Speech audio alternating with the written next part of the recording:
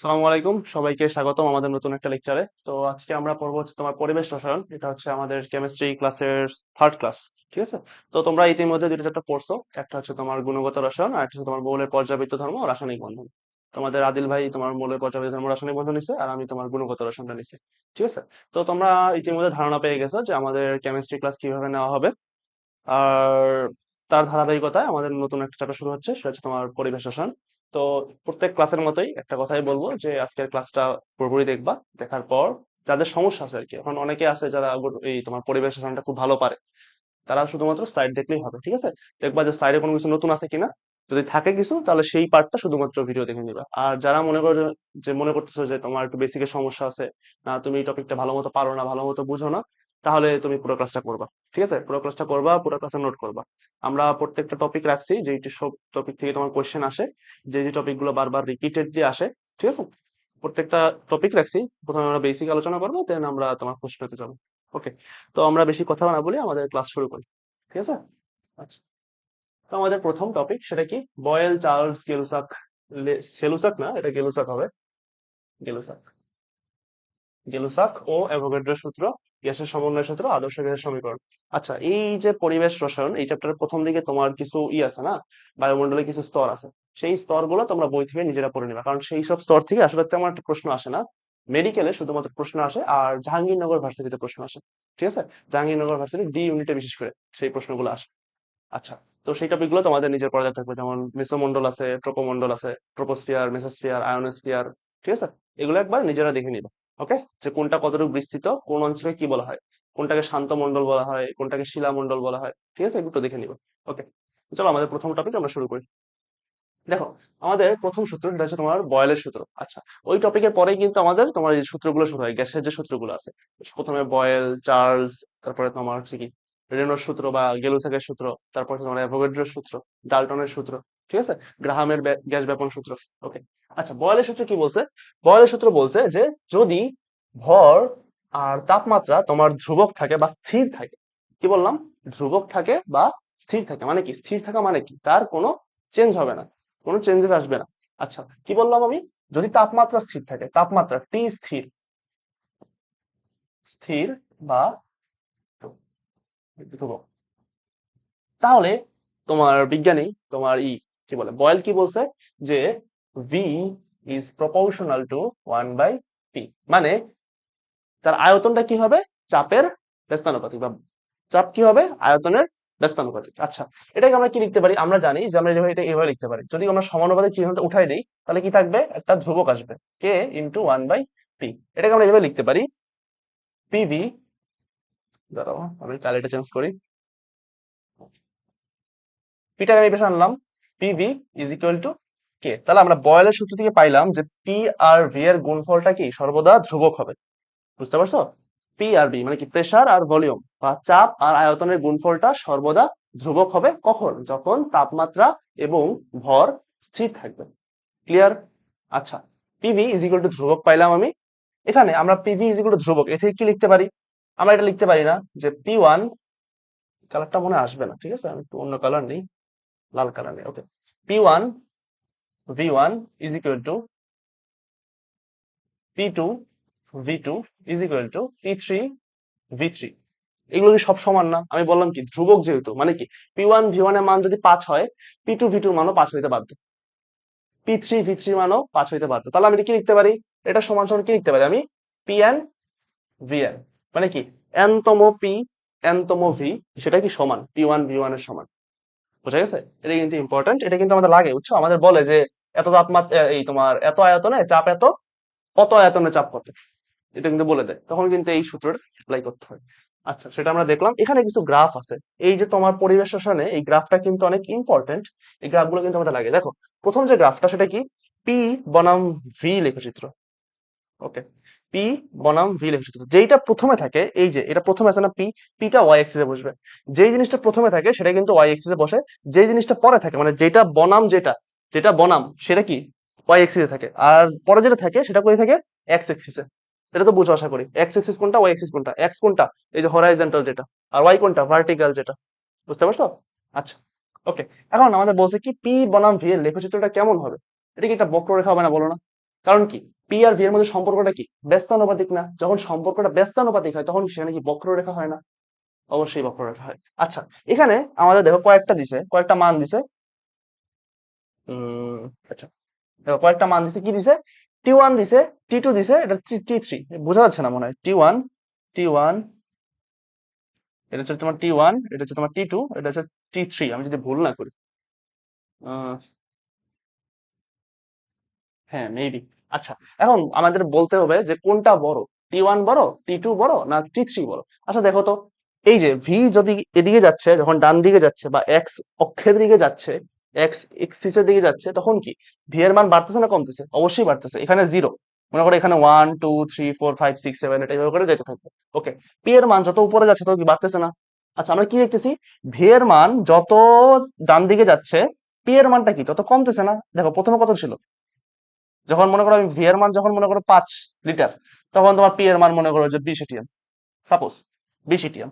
But আবার যখন তোমার ভি এর মান তোমার মনে করো যে 50, তখন তোমার পি এর মান হচ্ছে 10 এটিএম। দেখছো? মানে কি, তোমার ভি এর মান যত বাড়তেছে পি এর মান তত কমতেছে। এখন আমাদের এটা যদি বের করতে চাই আমরা, তাহলে আমরা কিভাবে বের করব? আমরা করব কি, তোমার পি আছে না, এটার প্যারালাল একটা লাইন টানবো, টানলাম। দেখো, এখন কি করব, এখান থেকে আমি নিলাম, এখান থেকে, সরি, এখান থেকে একটা লাইন নিলাম, এখান থেকে আরেকটা লাইন নিলাম, দেখা হয়ে গেছে। এটা ঠিক আছে, এটা ঠিক আছে, ঠিক আছে। ওকে, দেখো তো। আচ্ছা, এই জায়গাটা দেখো তো কি সমান, এখানে কি সমান বলো, এখানে সমানটা কি? এখানে কি ভিটা ফিক্স না? মনে করো এই যে ভিটা আছে, এখানে যে ভিটা আছে, এই যে ভি, এখানে যে ভিটা আছে, এই ভিটা কি ফিক্স না? এই ভিটা পুরো জায়গায় ফিক্স না? চেঞ্জ হয়েছে কি পি এর মানটা না? পি এর মান চেঞ্জ হয়েছে না? দেখো, পি এর মান কোথায় বেশি, সবচেয়ে বেশি কোথায়? এই জায়গায় না? এই বিন্দু, এটাকে আমি বলতে পারি না পি3? যেহেতু টি3 লাইন, এই লাইনটাকে আমি পি3 বলতে পারি। আবার এটা টি2 লাইন, এটাকে আমি কি বলতে পারি? পি2 লাইন বলতে পারি না? বলতে পারি। আচ্ছা, এটা হচ্ছে তোমার টি1, এটাকে আমি পি1 বলতে পারি না? বলতে পারি। আচ্ছা, এখানে সবচেয়ে বড় পি কোনটা? পি3। তাহলে আমি এটাকে এভাবে লিখতে পারি না? দেখো, এটাকে এভাবে লিখতে পারি যে এখানে সবচেয়ে বড় হচ্ছে পি3, তার থেকে বড় হচ্ছে তোমার পি2, তার থেকে বড় হচ্ছে পি1। পাইলাম আমি পি1 পি2 পি3 সম্পর্কটা পাইলাম। এখন পি এর সাথে টি এর সম্পর্কটা কি? আমাদের লাগবে তো টি3 টি2 টি1 এর মধ্যে কোনটা বড়, কোনটা ছোট, তাই তো? এখন পি এর সাথে তোমার টি এর সম্পর্কে আমরা জানি, পিভি, আমরা সবাই জানি PV is equal to N R টি।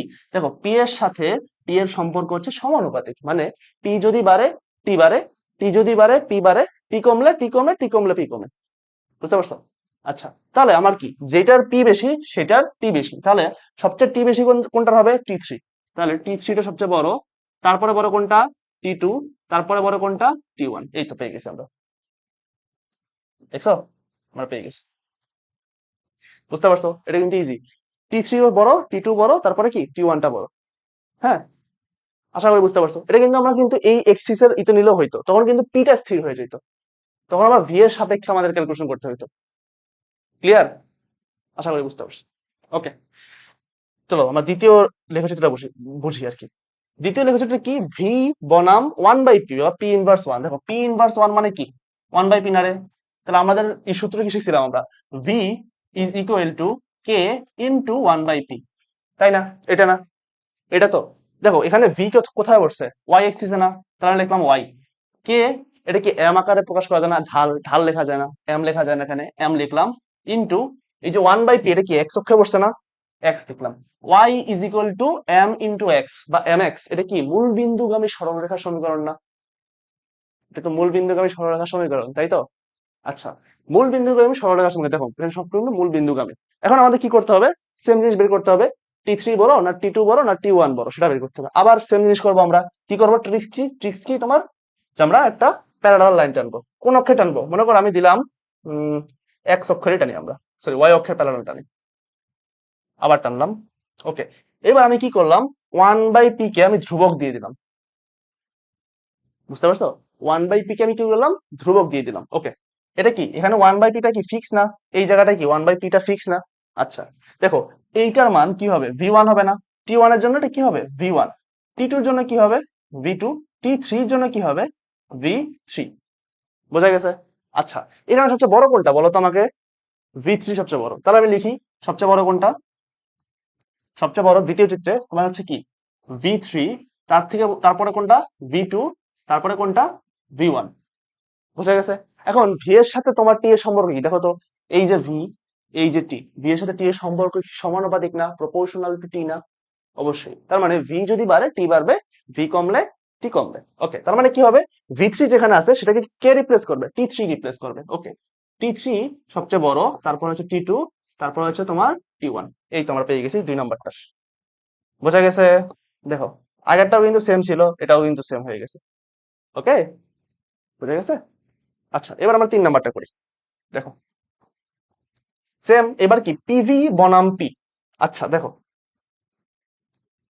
আমরা কি জানি বয়েলের সূত্র দ্বারা আমরা কি শিখছি? আমরা শিখছি না যে পিভি ইজ ইকুয়াল টু ধ্রুবক, P V is equal to কি কে। মানে তুমি অন্য যা কিছুই রাখো, অন্য যা কিছুই রাখো, পিভিটা ধ্রুবক হবে, সবসময় ধ্রুবক ধ্রুবক হবে। পি রাখো, এখানে পি রাখো, ভি রাখো, তুমি 1/p রাখো, 1/v রাখো, যাই রাখো, পিভিটা সবসময় ধ্রুবক হবে। দেখো তো, পিভির মান কোনো সময় কি চেঞ্জ হয়েছে? দেখো, পি এর মান তুমি যত বাড়াও, পি এর মান বাড়াও, পিভির মান কিন্তু সেম। এই দেখো T1 এর ক্ষেত্রে দেখো পিভির মানটা কিন্তু এইভাবে যাচ্ছে, প্রত্যেকটা জায়গায় পিভির মান সেম। T2 এর ক্ষেত্রেও প্রত্যেকটা জায়গায় পিভির মান সেম। বোঝা গেছে তো? আচ্ছা, এখন আমাদের কি করতে হবে? আমার কিন্তু পিভি ধ্রুবক পেয়ে গেছি। এখন আমাদের কি করতে হবে? প্যারালাল টানো, লাইন টানো, দেখো, আবার টানো। ওকে, এইবার আমাদের কাহিনী কি হবে? আমরা পিটাকে ফিক্স করে দিছি, আবার পিটাকে ফিক্স করে দিছি। এখানে T1 এর জন্য কি হবে? P1 V1। T2 এর জন্য কি হবে? P2 V2। T3 এর জন্য P3 V3। বোঝা গেছে? আচ্ছা, এখন দেখো, সবচেয়ে বড় কোনটা এখানে? P3, কারণ কি ওয়াই অক্ষের উপর দিয়ে গেলে তো বড় হয় না, একটু তো জানো আশা করি, সরলরেখা তো পড়ছো একটু। আচ্ছা, এটা সবচেয়ে বড় কোনটা? P3 V3। আমি লিখি, সবচেয়ে বড় কোনটা? P3 V3, এটা সবচেয়ে বড়।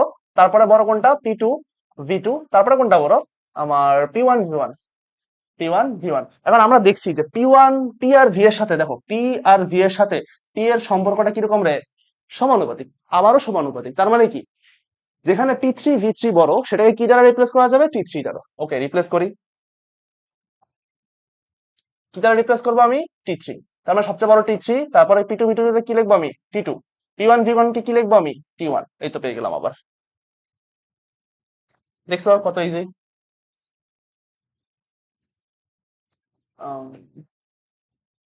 এটাকে একটু ঘোরানো যাবে নাকি? ওকে, ঠিক আছে। আচ্ছা, এটা হচ্ছে আমাদের প্রথম, আমাদের ফার্স্ট চিত্র। এটা হচ্ছে আমাদের সেকেন্ড চিত্র। এটা হচ্ছে আমাদের থার্ড চিত্র। বোঝা গেছে?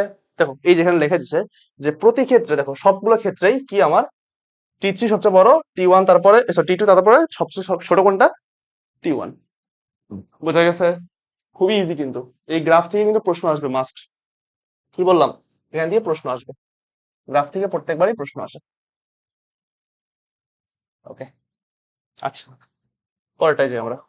এরপরে কি চার্লসের সূত্র। চার্লসের সূত্রে কোনটা স্থির থাকে? দেখো, যতে চার্লস, যতে কি তোমার চাপ আছে কিন্তু এখানে, কই, এই তো, যখন চাপ ধ্রুবক, যতে চার্লস যতে চাপ ধ্রুবক, ঠিক আছে? তাহলে আমরা জানি কয়টা সম্পর্কে, পি ভি টি। এখন চাপ যদি ধ্রুবক হয়, আমরা কি কি সম্পর্কে জানি? পি সম্পর্কে জানি, ভি সম্পর্কে জানি, টি সম্পর্কে জানি, এই তিনটা সম্পর্কে জানি আমরা, ঠিক আছে? তাপগতীয় চলরাশি আর কি, এই তিনটা সম্পর্কে জানি। তাহলে এর মধ্যে তোমার কি চাপ নাই, চাপ বাদ, তাহলে সম্পর্ক কার সাথে থাকবে? ভি ইজ প্রপোর্শনাল টু টি। দেখো, এই যে ভি ইজ প্রপোর্শনাল টু টি, এখানে টি কি? পরম তাপমাত্রা। বোঝা গেছে? আচ্ছা, যখন তোমার ভর ধ্রুবক আর চাপ ধ্রুবক, এখান থেকে আমরা কি লিখতে পারি? দেখো, সমানুপাতিক চিহ্নটা আমরা উঠাই দিই, V is equal to KT, অথবা V divided by T is equal to K. এখান থেকে আমরা কি লিখতে পারি? V1 T1 is equal to V2 T2 is equal to V3 T3 is equal to Vn Tn। বোঝা গেছে? Vn Tn, সহজ না রে? ইজি না? আচ্ছা, এই সমীকরণ দিয়ে প্রশ্ন আসবে কিন্তু, মানে এই সমীকরণ ব্যবহার করে আর কি, যে বলবে যে তোমার আয়তন এত গুণ করা হয়েছে, তোমার তাপমাত্রা এত গুণ করা হয়েছে, পরবর্তী আয়তন আবার এত গুণ করা হলো, তাহলে পরবর্তী তাপমাত্রা কত, এইভাবে প্রশ্ন আসবে। ওকে, আচ্ছা দেখো, এখানেও কিন্তু সেম জিনিস আছে, এই সিনারিও। তোমার এখানে কোনটা বড় হবে কোনটা ছোট হবে সেটা দেখা যাচ্ছে, আমি একটা দেখাই দিব, বাদ বাকিগুলো তোমরা করবা।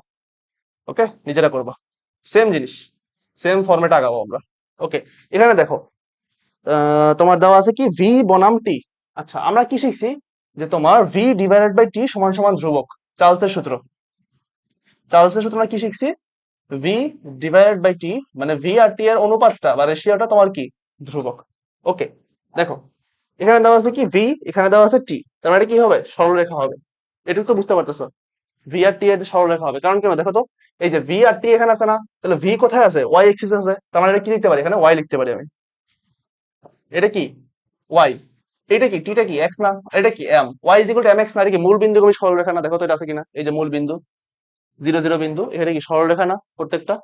ওকে, এটা বোঝা গেল, ঠিক আছে, আগেরটার মতোই কিন্তু।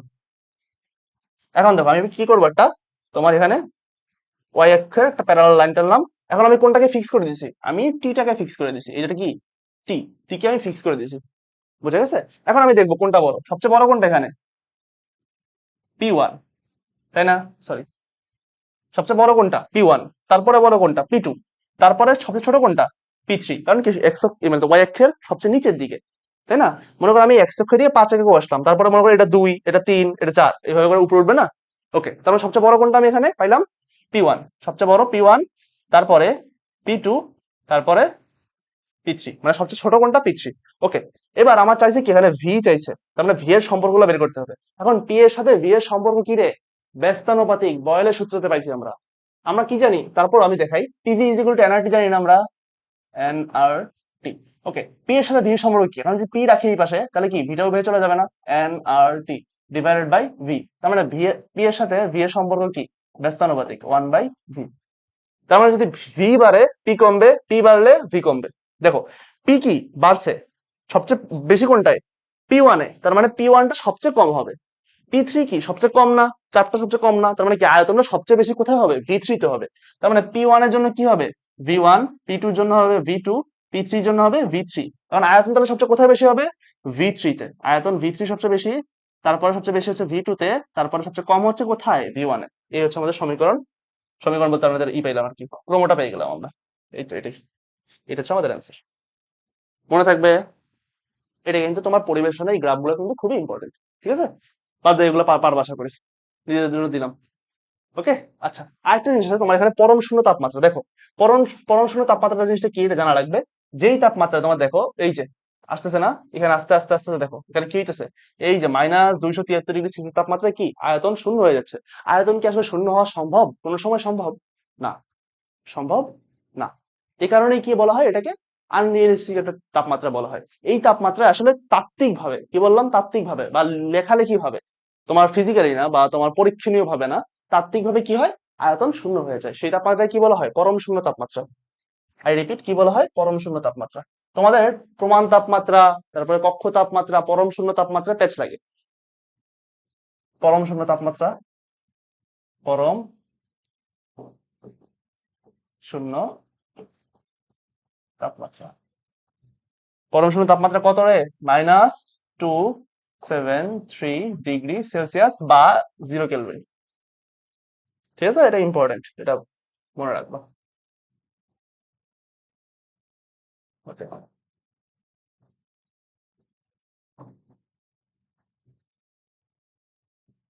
ওকে, আচ্ছা, তাহলে ছোট করে দিই। আচ্ছা, ঠিক আছে, 0 কেলভিন কিন্তু। আচ্ছা, এটা ফারেনহাইট নিজে বললে করে নিবা, ঠিক আছে, মনে রাখবা। কত মনে নেই আমার সঠিক, বাট কত হইতে পারে, 574 না কত জানি এরকম হইতে পারে। আচ্ছা, যাই হোক, ক্যালকুলেশন করে দেখবা। না না, 574 না, ওটা অন্য কিছু মনে হয়। হ্যাঁ, আচ্ছা, এটা গেল তোমার পরম শূন্য তাপমাত্রা দেখলাম আমরা, প্রমাণ তাপমাত্রা কি, কক্ষ তাপমাত্রা কি, এসটিপি এনটিপি আমরা দেখতেছি আস্তে আস্তে। ওকে, গেলাম এই স্লাইড থেকে। আচ্ছা, এরপর হচ্ছে অ্যাভোগাড্রোর সূত্র। অ্যাভোগাড্রোর সূত্র কি বলছে, তোমার যখন তাপমাত্রা স্থির থাকবে এবং চাপ স্থির থাকবে, কি বললাম আমি, তাপমাত্রা আর চাপ স্থির থাকবে। দেখো যখন তাপমাত্রা আর চাপ স্থির বা ধ্রুবক থাকবে, তখন কি V is proportional two N, ঠিক আছে। আয়তন তোমার এন কি মূল সংখ্যা, এটা কি সমানুপাতিক।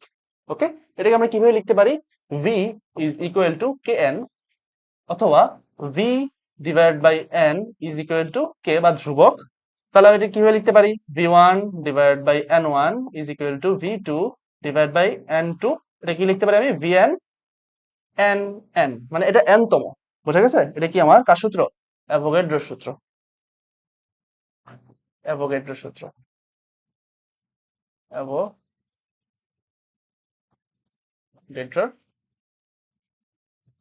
সূত্র।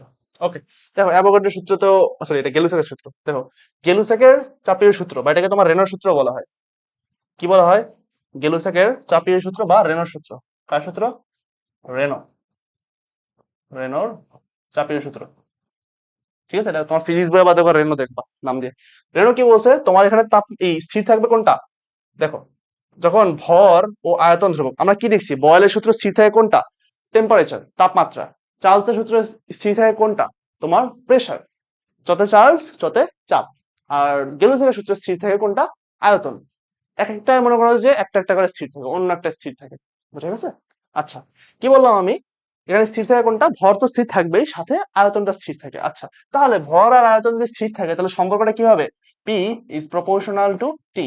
মানে যখন তোমার ভর এবং আয়তন স্থির থাকে কোনো গ্যাসের ক্ষেত্রে, কিন্তু স্থির থাকে আদর্শ গ্যাসের ক্ষেত্রে। ওকে, ঠিক আছে। ভর ও কি তোমার উম আয়তন স্থির থাকে, তখন সেটার কি চাপটা তোমার তাপমাত্রার সমানুপাতিক, মানে চাপ বাড়লে তাপ বাড়বে, চাপ কমলে তাপ কমবে, তাপমাত্রাটা কমবে আর কি। ওকে, তাহলে কিভাবে লিখতে পারি? P1 divide by T1 is equal to P2 divide by T2 is equal to Pn Tn। ঠিক আছে, এটা আমি এভাবে লিখতে পারি। ওকে, বুঝতে পারছো আশা করি। হ্যাঁ, এটা সামারি। আর এই সেম জিনিস এখানেও সেম জিনিস। ওকে, মানে গ্রাফের চিত্রটা একটা নিয়ে আমি মানে তোমার প্যারালাল লাইন নিয়ে দেন আমি ক্যালকুলেশন করবো কোনটা বড় কোনটা ছোট। ঠিক আছে, ওয়াই এক্সিসে কোনটা আছে দেখো, এখানে ওয়াই এক্সিসে পি আছে, আর তোমার এখানে টি আছে এক্স এক্সিসে। তার মানে সমীকরণে আমি পি এর জায়গায় কি লিখতে পারবো? ওয়াই লিখতে পারবো, আর তোমার টি এর জায়গায় কি লিখতে পারবো? এক্স লিখতে পারবো। তখন আমি বুঝতে পারবো যে গ্রাফটা কেমন দেখাবে। ওকে, এই তো আমাদের এসটিপি এসটিপি এনটিপি, এটা ইম্পর্টেন্ট, বুঝছো? এটা খুবই ইম্পর্টেন্ট, এখান থেকে কিন্তু প্রশ্ন আসে প্রত্যেকবার। ওকে, পূর্ণরূপ এসটিপির পূর্ণরূপ কি? Standard temperature and pressure. Pressure, okay. STP পূর্ণরূপ কি? স্ট্যান্ডার্ড এমবিএন টেম্পারেচার এন্ড প্রেসার। এনটিপি হচ্ছে তোমার normal temperature and pressure. Okay, ঠিক আছে, খুবই ভালো। এখন আমাদের কনফিউশন কোথায় লাগে? কনফিউশন লাগে আমাদের যে তাপমাত্রা কোথায় কত, চাপ কোথায় কতটুকু। দেখো এসটিপি তে তাপমাত্রা হচ্ছে তোমার 0 ডিগ্রি সেলসিয়াস, এটা তোমার 0 ডিগ্রি সেলসিয়াস, 0 ডিগ্রি সেলসিয়াস। ওকে, 0 ডিগ্রি সেলসিয়াস বা 273 কেলভিন। আমরা জানি যে 0 ডিগ্রি সেলসিয়াস মানে তোমার 273 কেলভিন। ওকে, গেল বাদ। এসএটিপি তে তোমার তাপমাত্রা কত? 25 ডিগ্রি সেলসিয়াস, 25 ডিগ্রি সেলসিয়াস বা 298 কেলভিন। 273 প্লাস 25 ডিগ্রি, মানে 25 কত হয়? 298, 298 কেলভিন। ওকে, এনটিপি তে টেম্পারেচার হচ্ছে তোমার 20 ডিগ্রি সেলসিয়াস, 20 ডিগ্রি সেলসিয়াস। এটা অনেক জায়গায় 293 কেলভিন, এটা অনেক জায়গায় তোমার 25 ডিগ্রি বলে। ঠিক আছে, বাট এখন আসলে এনটিপির তোমার প্রচলনটা নাই। ঠিক আছে, তো আমাদের যে ম্যাথ থাকে, ম্যাথে কিন্তু বেশিরভাগ জায়গায় দেখবা যে এসটিপি আর এনটিপি পার্থক্য করে না। এনটিপি দিলেও তোমার এই ম্যাথটা করে এসটিপি দিয়ে। অনেক জায়গায় 25 ডিগ্রি সেলসিয়াস দিয়ে করে, অনেক জায়গায় 0 ডিগ্রি সেলসিয়াস দিয়েও করে। হ্যাঁ, এটা কিন্তু হয়, বাট আসলে কিছু করার নাই। যদি ডাটা আসে, পরীক্ষিত প্রশ্ন আসে যে এনটিপি কত ডিগ্রি সেলসিয়াস, এনটিপি মানে কত ডিগ্রি সেলসিয়াস, বা এনটিপি তে কত ডিগ্রি সেলসিয়াস তাপমাত্রা থাকে, কত ডিগ্রি বলবা তুমি? 0 ডিগ্রি বলবা বা 293 কেলভিন বলবা। 273 প্লাস 20। ওকে, আচ্ছা, আশা করি ক্লিয়ার। এটা কিন্তু প্যাচ লাগে, আমি ক্লিয়ার করলাম। ওকে, এখানে চাপ কত দেখো। এসটিপি তে তোমার চাপ হচ্ছে তোমার প্রমাণ চাপ, যেটা সেটাকে 1 এটিএম বলে। আচ্ছা, 1 এটিএম সমান সমান কি বলতে পারি আমি? 1 এটিএম সমান সমান 10 13 25 প্যাসকেল, 10 13 25 প্যাসকেল। প্যাসকেল সমান সমান আমি অন্য একটা জিনিস লিখতে পারি, সেটা কি? 10 13 25 newton per metre square. 25 newton metre inverse two. এটাকে আমি এভাবে লিখতে পারি, 10 13 25, 35 ডিগ্রি হয়েছে, 25 কিলো প্যাসকেল। ঠিক আছে, এখন দশমিক কথা দিতে হবে 3 ঘর আগে, 1 2 3, এই তো 101.325 কিলো প্যাসকেল। মনে থাকবে? এগুলো কিন্তু মনে রাখতে হবে, এই তিনটা অন্তত মনে রাখতে হবে। আচ্ছা, গেল। তোমার কি এই কিলো প্যাসকেল দেওয়া আছে? ওকে, আর তোমার এসএটিপির জন্য কি 100 কিলো প্যাসকেল। এটাকে তুমি আশা করি এটিএম নিতে পারবা। 100 কিলো প্যাসকেলকে এটিএম কিভাবে নিবা? এই 100 ডিভাইডেড বাই এইটা 101.325 কিলো প্যাসকেল থেকে ডিরেক্ট এটিএম চলে যাবে। ওকে, এনটিপির ক্ষেত্রে দেখো প্রেসারটা সেম সেম অ্যাজ এসটিপি। দেখছো, এই জন্যই তো প্রেস লাগে। এটা কি সেম অ্যাজ এসটিপি। ওকে, ঘনমাত্রা সরি তোমার মোলার আয়তন বা ঘনমাত্রা সেটা কত? দেখো এসটিপির ক্ষেত্রে ঘনমাত্রা হচ্ছে তোমার কত, 22.4। আমরা নর্মালি 22.4 বলি বা 414 ও বলতে পারো তুমি। 414 মোল পার লিটার বা মোলার। হ্যাঁ, আচ্ছা, হ্যাঁ, মোলার আয়তনই তো, লিটার মোল ইনভার্স কেন? আচ্ছা, টাইপিং এ ভুল হয়েছে মনে হয়, ওকে বাদ দাও। উম, কি মোলার আয়তন না 22.4 লিটার আসলে সত্য কথা বলতে, ঠিক আছে? আচ্ছা, আয়তনের ক্ষেত্রে কথা বলছে, ওকে সমস্যা নেই। এসিটির ক্ষেত্রে কত তোমার 24.78, 9 লেখা লাগে না, 24.78 পড়ি আমরা। ওকে, 24.78, এখানে আমরা কোনটা পড়ি? 22.4, 22.4 এক ঘর মনে রাখলে হবে এখানে, আর এখানে তোমার 2 ঘর মনে রাখলে হবে। 22.4 এত লিটার, 24.78 লিটার। ওকে, এখানে 24.04 লিটার। ওকে, বোঝা গেছে? এই যে তোমার এটা আছে আয়তনের যে মানটা আছে, মানটা খুবই ভালো মতো মনে রাখতে হবে। তাপমাত্রাগুলো মনে রাখতে হবে, এগুলো কিন্তু ম্যাথে আসে। বলে দেয় যে তোমার স্ট্যান্ডার্ড টেম্পারেচার প্রেসার বা প্রমাণ তাপমাত্রায় তোমার এই যে এরকম হয়েছে, কোন একটা গ্যাসের আয়তন দ্বিগুণ হয়ে গেছে, কোন একটা গ্যাসের তোমার চাপ দ্বিগুণ হয়ে গেছে বা অর্ধেক হয়ে গেছে, তারপর তোমার এনটিপি তে একটা গ্যাসের এরকম এরকম হয়েছে। এই যখন এগুলো বলে দিবে, ক্যারেক্টারিস্টিক্স গুলো বলে দিবে, তখন কিন্তু তোমার অ্যান্সার করা টাফ হয়ে যাবে যদি তুমি না জানো। হুম, এগুলো জানতে হবে। ওকে, গেল। এই দেখো বলা আছে বর্তমানে এনটিপি পদ্ধতির কোনো ব্যবহার নেই। ঠিক আছে, হ্যাঁ, বয়েল চার্লস এর সমন্বয় সূত্র সেটা কি? পিভি, বয়েলের সূত্র কি রে? বয়েলের সূত্র আমরা পড়ছিলাম কি, তোমার পিভি ইজ ইকুয়াল টু কে, তাই না?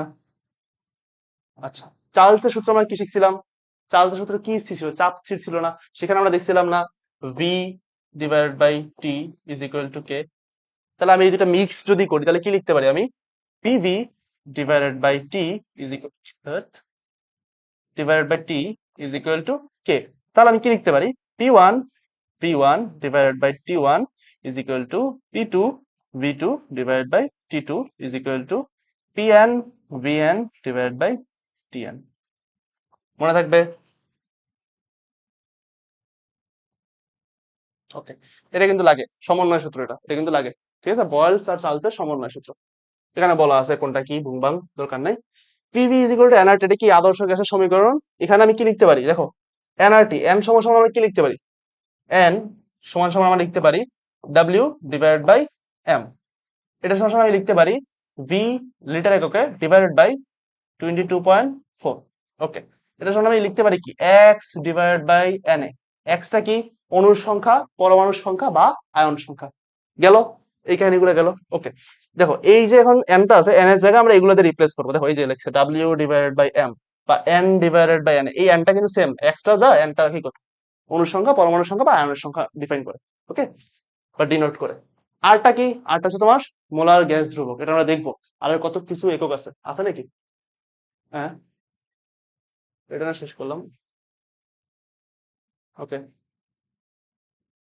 আচ্ছা, এই যে আর এর, হ্যাঁ এই তো, এই যে এটা ইম্পর্টেন্ট রে, আর এর বিভিন্ন একক, এগুলো ইম্পর্টেন্ট, 5 স্টার দিয়ে রাখো। ঠিক আছে, আর এর একক গুলো ইম্পর্টেন্ট অনেক। দেখো, লিটার অ্যাটমসফিয়ার একক, এটা সবচেয়ে বেশি দরকার হবে তোমাদের, লিটার অ্যাটমসফিয়ার এককটা। সেটা কি? 0.0821 লিটার অ্যাটমসফিয়ার পার মোল পার কেলভিন। পার মোল পার কেলভিন সব জায়গায় থাকবে, পার মোল পার কেলভিন কি বললাম, সব জায়গায় থাকবে। 0.0821 লিটার অ্যাটমসফিয়ার। দেখো, তোমার অনেক সময় চাপটা অ্যাটমসফিয়ার এককে দিবে, আয়তনটা লিটার এককে দিবে, তখন কি করবে তুমি? এই মানটা বসাবো আর এর জন্য। কি বললাম? চাপ, মনে করো তোমার চাপটা দিছে কি, কি কোন এককে? এটিএম এককে। আর তোমার আয়তনটা কি দিছে? লিটার এককে দিছে, তখন তুমি এটা ইউজ করবা। আবার তোমার মনে করো যে তোমার চাপটা দিছে তোমার প্যাসকেল এককে। কি বললাম?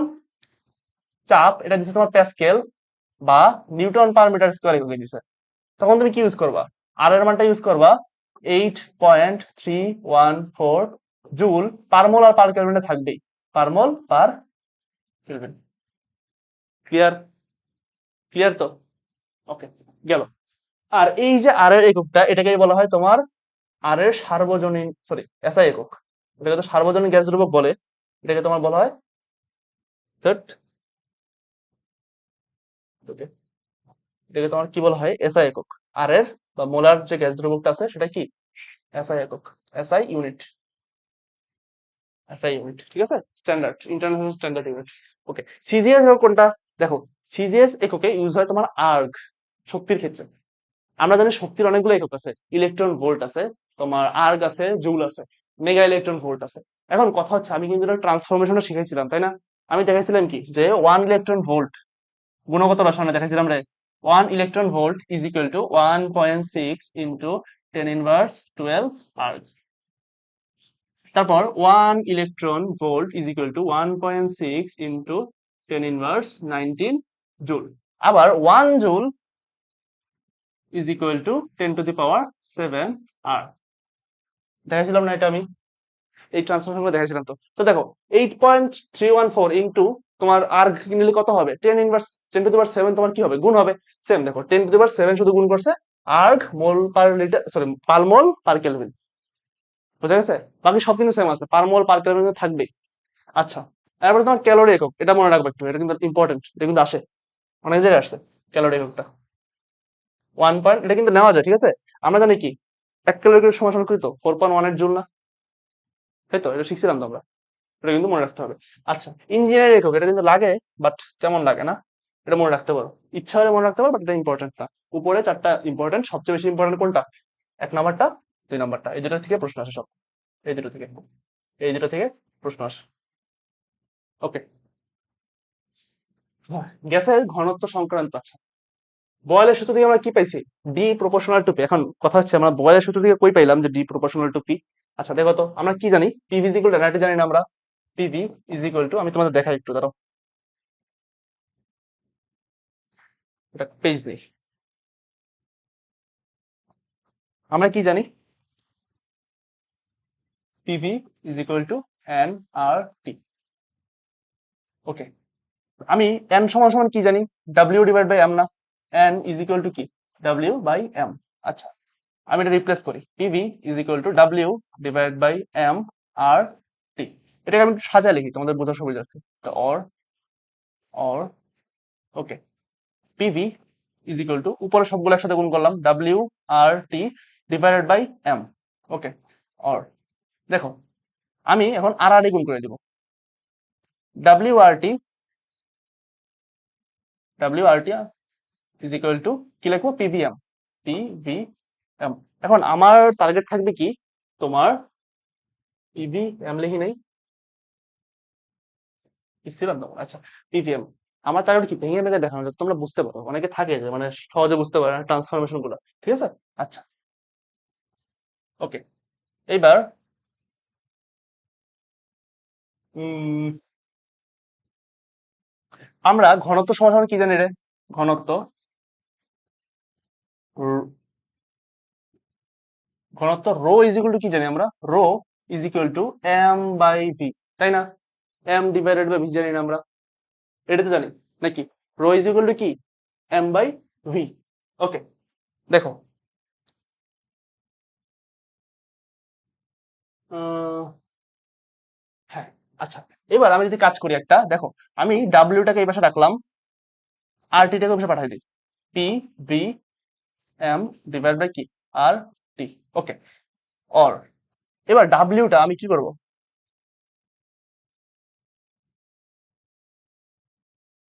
অর, আমি ডাব্লিউটা তোমার রাখবো, ভিটাকে এই পাশে নিয়ে আসবো, ভিটাকে এখানে গুণাকার আছে, এই পাশে কি হবে? ভাগাকার হয়ে যাবে না? W by V. এটাকে আমি এমটাকে কি বলতে পারি? ডাব্লিউ দ্বারা রিপ্লেস করতে পারি না? ডাব্লিউ বাই ভি দ্বারা রিপ্লেস করতে পারি। ওকে, কি থাকতেছে এখানে? P M divided by R T. Okay, তাহলে অতএব এটা কি রে? ঘনত্ব না, রো। আমরা আসলে এখানে ঘনত্বকে তোমার ডি দ্বারা প্রকাশ করি, D. D is equal to কি হয়? P M divided by R টি, এই সূত্র।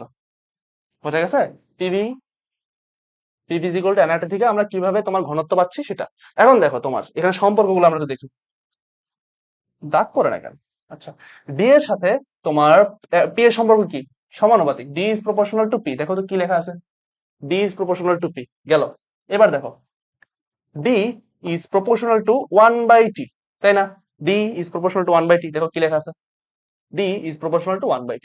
বোঝা গেছে? এই দেখো, D is equal to PM by R T, এটা আমরা কি প্রমাণ করছি না একটু আগে? কেবল এটা প্রমাণ করলাম আমরা, তাই না? এটা কেবলই প্রমাণ করলাম আমরা।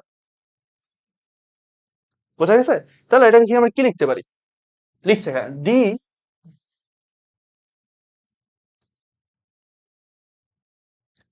যদি তোমার পি এর সমানুপাতিক হয় তাহলে কি লিখতে পারি? D divide by P is equal to ধ্রুবক, বা D one divide by P one is equal to D two divide by P two. আবার এটা লিখতে পারি D one divided by T two is equal to D two divide by T one.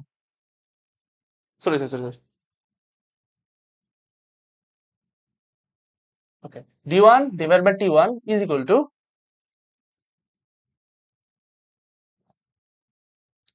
কি হইতেছে এটা? আচ্ছা, T one is equal to তোমার D two divide by T two. বুঝতে পারছো? তাহলে এটাকে আমি কি কি করতে পারি? আচ্ছা সরি সরি, তোমার তো একটা ই ছিল, আমি মিস্টেক করে ফেলছি। আচ্ছা, D is proportional to one by T ছিল, সরি। ঠিক আছে, তাহলে কি লিখতে পারি আমি?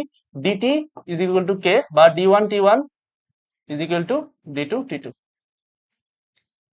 কালই পড়ে না, টি টু। বুঝতে পারছো? যখন মনে করো আমার কোনো একটা গ্যাসের, এই গ্যাসের মনে করো তোমার D one T one, D R T দেওয়া আছে ঘনত্ব, আর তোমার তাপমাত্রা দেওয়া আছে এত, তাপমাত্রা ঘনত্ব এত। বললো যে অন্য একটা গ্যাসের, বা তোমার মনে করো ওই গ্যাসটারই অন্য তাপমাত্রায় তোমার ঘনত্ব কত, তখন কি করবা? এই সূত্র দিয়ে বের করে ফেলবা। বা তোমার চাপের ক্ষেত্রে দিল, সেটা বের করে ফেলবা। দেখো টি টুটা পড়ে না, ইচ্ছা করে মুছে যাচ্ছে, আমি বুঝতেছি না। আচ্ছা যাই হোক, দেখো চাপের এককটা আছে আর তোমার কি, হ্যাঁ চাপের একক, এসআই একক কোনটা বলছিলাম? এই তোমার প্যাসকেল বা newton per metre square. Litre atmosphere একক কোনটা? এটিএম, চাপের। এটাই আমার নর্মালি ধরি চাপের একক। আয়তন কি? Metre cube. ওকে, এই ক্ষেত্রে। আর এই ক্ষেত্রে কি ডিএম কিউব বা লিটার? দেখো ডিএম কিউব বা ডেসিমিটার কিউব আর লিটার কিন্তু একই জিনিস। ঠিক আছে, মোলার হচ্ছে কেজি পার মোল, কেজি পার মোল, গ্রাম পার মোল। ওকে, ঘনত্ব কি? কেজি পার মিটার কিউব, গ্রাম পার লিটার বা গ্রাম পার ডেসিমিটার কিউব। লিটার মানে কি? Decimetre cube. ওকে, দেখো আর এর মান কোনটা, এককটা কোনটা বসে আমরা? যখন তোমার প্যাসকেল ইউজ হচ্ছে তখন কি 8.314 জুল পার কেলভিন পার মোল বা পার মোল পার কেলভিন। আর যখন তোমার এটিএম আছে তখন কি 0.0821 লিটার অ্যাটমসফিয়ার পার মোল পার কেলভিন, যেটা বলছি আমি। ওকে, আশা করি ক্লিয়ার। এইটা মনে রাখবা, এই যে প্রমাণটা, এই প্রমাণটা কিন্তু 2 মার্কসের জন্য আসতে পারে, ঢাকা ভার্সিটি আসতে পারে। হ্যাঁ, ওকে, আমাদের প্রথম প্রশ্ন একটু ভুল আছে, অপশনে ভুল আছে। ঠিক আছে, এই দেখো কি লিখছে, আমরা কি জানি? প্রশ্ন বলছে যে মোলার গ্যাস ধ্রুবকের সঠিক একক কোনটা?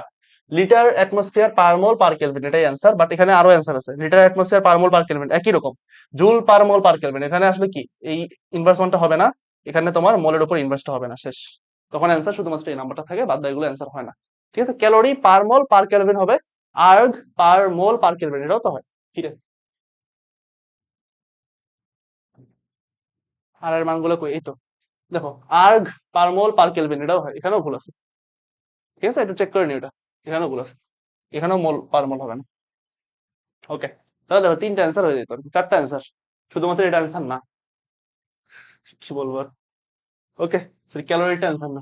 আচ্ছা, প্রমাণ তাপমাত্রায় আয়তন হঠাৎ, দেখো আমাদের কিসের সম্পর্ক আছে প্রথমে দেখবো আমরা। আয়তন আছে মানে ভি আছে, হঠাৎ এত হয়ে গেলে তাপমাত্রা কত হবে? দেখো তাপমাত্রা কত হবে মানে আমাদের তাপমাত্রা লাগবে, প্রমাণ তাপমাত্রা। আমি কি বলছিলাম? প্রমাণ তাপমাত্রা কত রে? 0°C। ওকে, তাহলে বলছে কি টি ওয়ান দিয়ে দিছে আমাদের কত? 0°C। বলছে কি আয়তন হঠাৎ 1/3 হয়ে গেছে, মানে ভি ওয়ান এর মানটা আমি ধরে নেই ভি, তাহলে ভি টুটা কত হবে রে? ভি ওয়ান এর 1/3, মানে ভি ওয়ান ইন্টু 1/3, মানে কি হবে? ভি/3। ওকে, আমাদের দেখো কি সম্পর্ক আছে? টি আর ভি এর সম্পর্ক, পিভি ভিটি, ভিটি সম্পর্ক কার হয়? চার্লসের। মানে এখানে কি চাপ ধ্রুবক থাকে, মানে কি V one divided by T one is equal to V two divided by T two. আমার লাগবে কি? T two.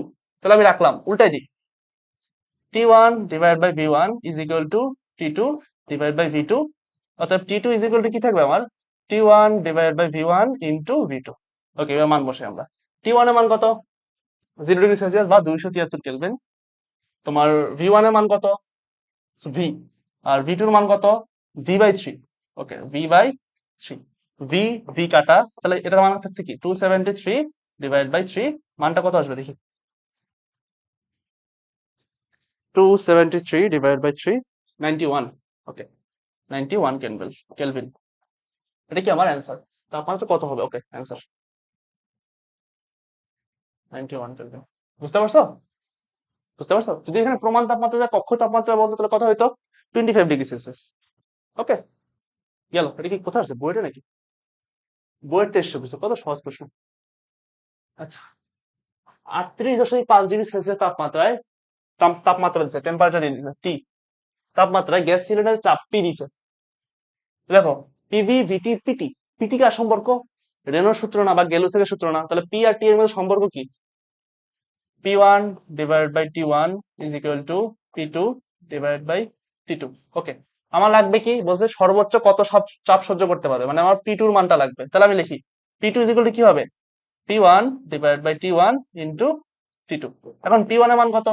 6 atm 6। T1 এর মান কত? 38.5, মানে কি হবে তোমার 38.5 প্লাস 273 ইন্টু T2 এর মান কত? 350 ডিগ্রি সেলসিয়াস। ওকে, 350 প্লাস 273। ওকে, কোন একক আসবে? এটিএম একক আসবে, যেহেতু এটিএম এ আছে আমার। ওকে, আমরা করি 6 ডিভাইড বাই কত?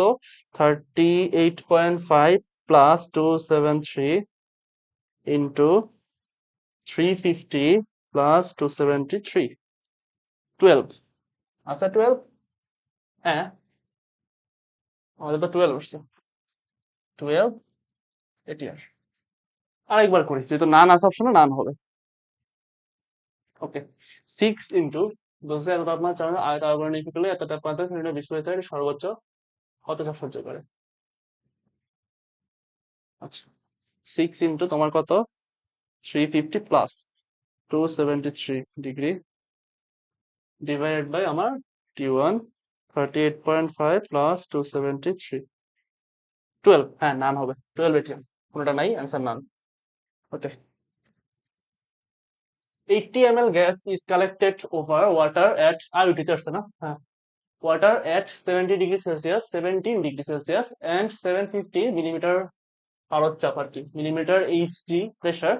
The same amount of gas occupies a volume of 72 ml at STP. Okay. In dry condition, calculate the vapor pressure at 17 degree Celsius. Okay, 17 degree Celsius আমার ভেপর প্রেসারটা লাগবে। ওকে, আমাদের এখানে সমন্বয় সূত্র লাগবে, কারণ এখানে দেখো পি আছে, হ্যাঁ পি আছে, ভি আছে, তোমার আবার টিও আছে। আচ্ছা, আমরা লিখে ফেলি P1 V1 divided by T1 is equal to P2 V2 divided by T2। ওকে, আমার লাগবে কি এখানে? আমার লাগবে হচ্ছে তোমার ডেল পিটা। ডেল পিটা কেন লাগবে? কারণ দেখো তোমার চাইছে কি ভেপর প্রেসার, আমাদের এখানে দেওয়া আছে দেখো gas collected from over water 70 degree Celsius এত প্রেসারে সেম অ্যামাউন্ট অফ গ্যাস তোমার কি করছে, অকুপাই করছে এত ভলিউম। মানে কি আমার এই ভলিউম থেকে যখন আমি আগের ভলিউম থেকে যদি পরে ভলিউমটা বার করে দিই, বাদ দিয়ে দিই, তখন কিন্তু আমার এই যে নেট যে তোমার এটা আছে প্রেসারটা আছে, মানে আগের প্রেসার থেকে যদি আমি প্রেসারটা বাদ দিয়ে দিই, তখন কিন্তু আমার এই যে ডেল পিটা আসবে। আর ডেল পিটা কিন্তু তোমার এই যে ভ্যাপর প্রেসার আসবে 17 ডিগ্রি সেলসিয়াস। 17 ডিগ্রি একবার বলছে, 17 ডিগ্রি থেকে যখন আমি এই যে ইটা আছে, মানে এই যে তোমার আয়তনটা আছে, এই আয়তনে যে ইটা আসবে, প্রেসারটা আসবে, সেটা যদি বাদ দিয়ে দিই আমি, তাহলে আমার হয়ে যাবে। ওকে, P1 আমরা রাখলাম, P1 এর মানটা আমরা বের করবো। ওকে, V1 এর মান কত দেওয়া আছে? 80 ml। ওকে, T1 এর মান কত দেওয়া আছে? T1 এর মান দেওয়া আছে তোমার 17 ডিগ্রি সেলসিয়াস, 17 প্লাস 273। ওকে, P2, P2 টার মান দেওয়া আছে 750 ইন্টু V2 এর মান কত? দেখো সেম অ্যামাউন্ট গ্যাস তোমার এখানে আছে, ঠিক আছে, সেম অ্যামাউন্টের গ্যাস 72 মিলিলিটার। ওকে, দুই জায়গায় কিন্তু মিলিলিটার আছে, এই জন্য আমি কিন্তু এখানে চেঞ্জ করলাম না, মিলিলিটার মিলিলিটার কারা চলে যাবে। ওকে, আর আমারই কত এসটিপি, এসটিপি তে তাপমাত্রা কত বলছিলাম? 0 ডিগ্রি সেলসিয়াস বা 273 কেলভিন। ওকে, এবার আমার P1 এর মানটা আমরা বের করে ফেলবো। P1 ইজ ইকুয়াল টু, মানটা এখানে বের করি। আচ্ছা, আমি ক্যালকুলেশন করি আলাদা করে। এটা কি পুরাটা কি P1 এর সাথে গুণাকার আছে না? তাহলে ওই পাশে গেলে কি ভাগাকার হয়ে যাবে না? 750 ইন্টু 72 ডিভাইড বাই 273 ইন্টু এটা উপরে চলে যাবে 17 প্লাস 273 ডিভাইড বাই তোমার 80। ওকে, P1 এর মানটা কত আসছে? তারপরে ডেল পি বাই করবো আমরা। P2 এর মানটা দেওয়া আছে, P2 থেকে P1 টা বাদ দিয়ে দিব। হ্যাঁ, 750 ইন্টু 72 ডিভাইড বাই 273 ইন্টু 17 আর 200 কত হয় তোমার? 290 হয়।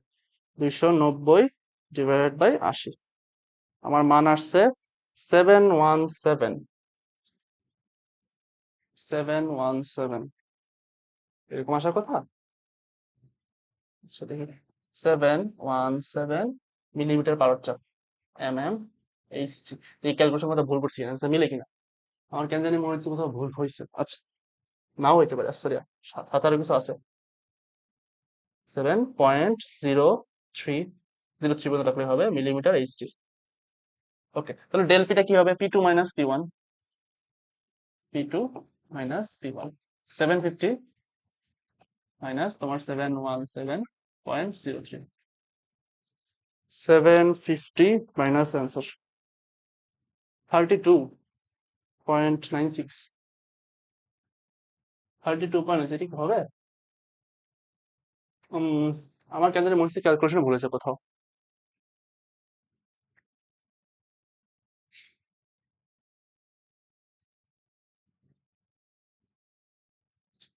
ভি1টা উপরে চলে যাবে, ভি1টা নিচে চলে আসবে। ভি1 এর মানটা আছে তোমার 80 মিলিলিটার।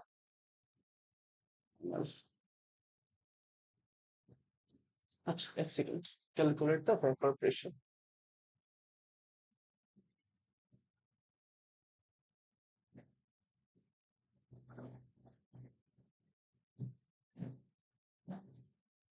সমন্বয় সূত্রটা কোথায়?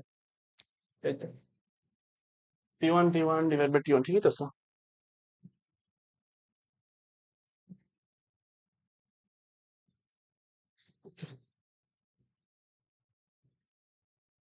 আচ্ছা, আর একবার দেখি। হম,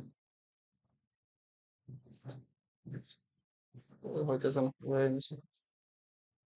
দেখো আমাদের অ্যান্সার কত আসছিল? এই 32 এর কাছাকাছি আসছে, বাট এটা আসার কথা না, এটা একটা কম আসার কথা প্রেশারটা। ওকে, আমরা ধরি পি1 এর মান রাখি ইনটু ভি1 কত? 80 ml। Okay, 80 ml divide by টি1, টি1 এর মান কত? 17 degree Celsius. 17 plus 290, 17 plus 273, 290 is equal to, okay, পি2 ইন্টু কত মান? 72 ডিভাইড বাই টি2 মান কত? টি2 মান তো আমরা জানি, টি2 মান হচ্ছে তোমার 750। আচ্ছা, টি2 মান কত আমার? এসটিপি মানে 0 ডিগ্রি সেলসিয়াস বা 273 কেলভিন। ওকে, আচ্ছা, বা পি1 ইজ ইকুয়াল টু কি হবে? এটা এবার চলে যাবে 750 ইন্টু 72 ইন্টু 290 ডিভাইডেড বাই তোমার কি 273 ইন্টু 80। এবার করি 750 into 72 into 290 divided by 273 into 80, 717, same জিনিস আসতেছে। ওকে, 717.03 ডেল পি, তাহলে কি আসতেছে? সেম 32 কাছাকাছি, মানে এটাই হবে মনে হয় 041। ঠিক আছে, যদি কোনো ভুল থাকে আমি বলে দিব না। ঠিক আছে, আমার মনে হচ্ছে ক্যালকুলেশনটা একটু ভুল আছে, প্রশ্ন কোথাও টাইপিং মিস্টেক হইতে পারে। ঠিক আছে, ওকে। আচ্ছা, ধরা যাক সূর্যের কেন্দ্রে যে গ্যাসগুলো আছে তাদের গড় আণবিক ভর, মানে কি দিছে? আণবিক ভর এম দিছে, 2 দিয়ে দিছে। গ্যাসগুলো ঘনত্ব এবং চাপ যথাক্রমে, ঘনত্ব কি? ডি, ডি এর মান কত দিছে? 1.5 কেজি পার মিটার কিউব। তারপরে তোমার কি দিছে? চাপ দিছে এত প্যাসকেল, প্রেসার কিন্তু 1.1 ইন্টু 10⁻10 এত প্যাসকেল। বলছে সূর্যের কেন্দ্রে তাপমাত্রা হিসাব করতে আমাদের লাগবে কি? টি, তাপমাত্রাটা লাগবে। ওকে, আচ্ছা, ঠিক আছে, দেখি। ডি আমরা কি জানি? D is equal to PM divided by R T. Okay, আচ্ছা, পি এর মান কত? তোমার 1.1 ইন্টু 10⁻10 ইন্টু এম এর মান দেওয়া আছে 2, আর এর মান কত দেখো লাগবে কিসে আমার? প্যাসকেল যদি দেওয়া আছে 8.314, 8.314 ইন্টু টি এর মান কত? ও, টি এর মান তো লাগবে, সরি, টি এর মান লাগবে। আর ঘনত্ব কত আছে? 1.5। এবার করি, টি এর মানটা এখানে চলে গেলে 1.5 নিচে চলে আসবে। 1.1 ইন্টু 10⁻10 ইন্টু 2, 8.314 ইন্টু তোমার 1.5। পেলা calculation 1.1 into 10⁻10 into 2 divide by 8.314 into 1.5। Okay, এটা মান আসছে আমার 1.7 ইন্টু 10⁻9। এই যেটা 1.76 এটা আসছে 1.76 ইন্টু 10⁻9 এত কেলভিন। ঠিক আছে, ওকে। পরের প্রশ্ন কি বলছে, 0°C তাপমাত্রায় এত চাপে অক্সিজেনের ঘনত্ব এত, 23°C তাপমাত্রায় এত চাপে অক্সিজেনের ঘনত্ব কত। মানে আমার বলছে তাপমাত্রা, দেখো প্রথমে তাপমাত্রা দেওয়া আছে, দেন কি দেওয়া আছে, চাপ দেওয়া আছে, দেন কি দেওয়া আছে, ঘনত্ব দেওয়া আছে। আমরা কি জানি, D is equal to PM divided by R T. Okay, তাহলে আমার ডিপিটি সম্পর্ক দেওয়া আছে। তার মানে কি, দেখো D T divided by P is equal to ধ্রুবক। মানে টিটা আমি এখানে আনছি, পিটা নিচে নিয়ে গেছি। তার মানে কি লিখতে পারি আমি, D1 divide by T1 divide by P1 is equal to D2 divide by T2, so D2 T2 divide by P2। Okay, আমার D1 এর মান কত, 1.43, 1.43 ইন্টু T1 এর মান কত, 0 ডিগ্রি মানে 273, P1 এর মান কত, 760, 760। আমার ঘনত্ব লাগবে না। ওকে, D2 এর মান কত, D2 ইন্টু তোমার T2 এর মান কত, T2 এর মান হচ্ছে তোমার 23 ডিগ্রি বা 258, 23 কত, 296, 296 কেলভিন। আর P2 এর মান কত, 720। ঠিক আছে, 720 মিলিমিটার চাপে। ওকে, এবার আমরা ক্যালকুলেশন করি, তাহলে D2 এর মানটা পেয়ে যাবো আমরা। D2 ইজ ইকুয়াল টু কি হবে, প্রথমে এই পাশটা করি, 1.43 ইন্টু 273 ডিভাইডেড বাই 760। ওকে, কত আসছে আমার, 0.51 ইন্টু ইন্টু করবো আমি, উল্টাই দিব আর কি, 720 ডিভাইডেড বাই 296। আমার D2 এর মান আসছে 1.24। D2 এর মান কত আসছে, 1.249 বা 1.25, 1.25 এই কি ছিল, গ্রাম পার লিটার, 1.25 গ্রাম পার লিটার। সিকিউরিটি 23 আসছে, ইজি। হ্যাঁ, নিচের কোনটি সত্য, না V1 থাকলে V0 থাকবে, এটা হবে না।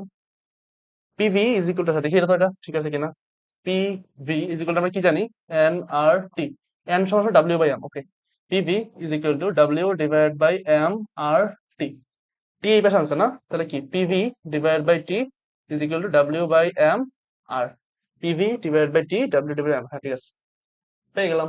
সিকিউরিটি টেস্ট হবে, বা কি সহজ কোশ্চেন আসছে, পানির মতো সহজ। আচ্ছা, গ্রাহামের গ্যাস বপন সংক্রান্ত সমস্যা চলে আসছে আমরা, টাইপ 2 মানে এটা না, টাইপ 2। ওকে,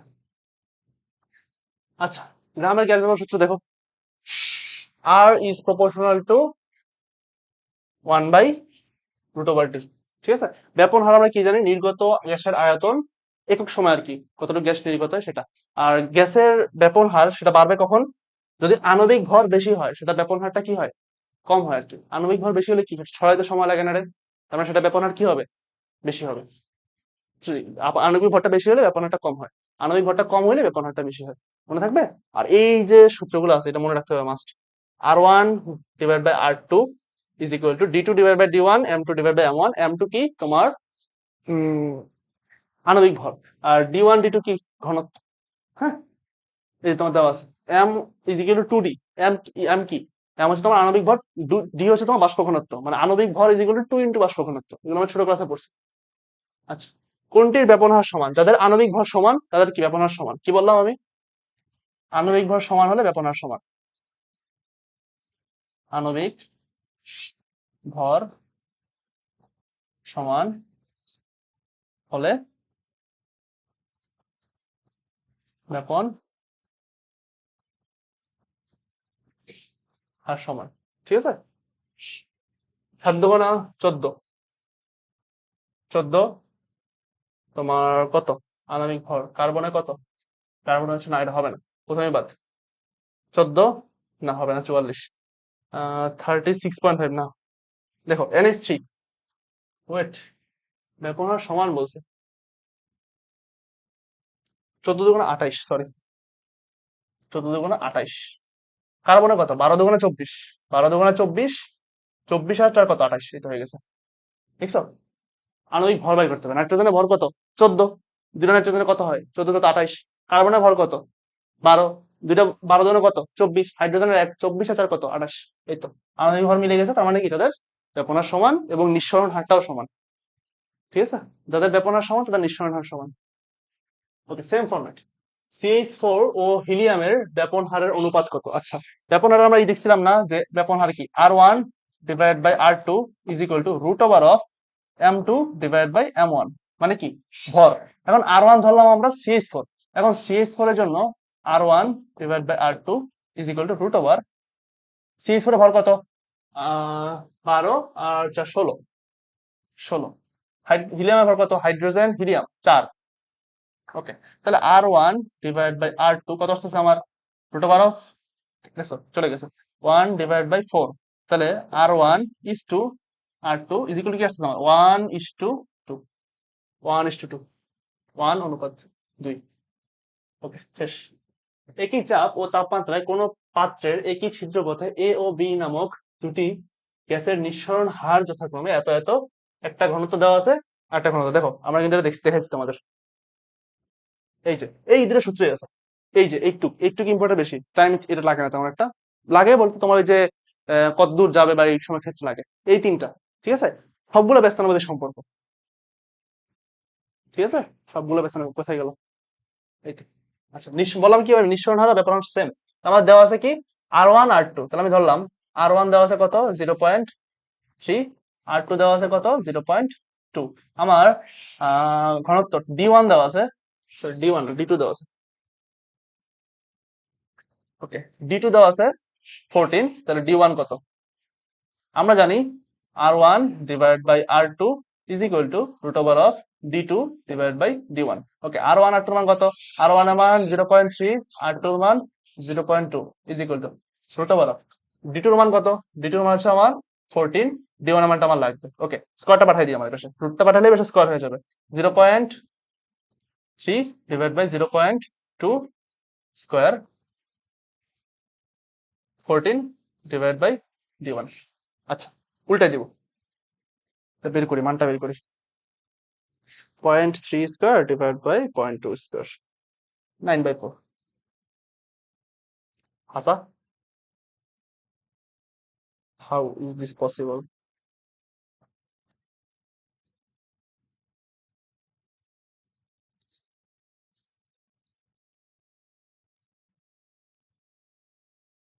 জিরো পয়েন্ট থ্রি 0.3, 0.2।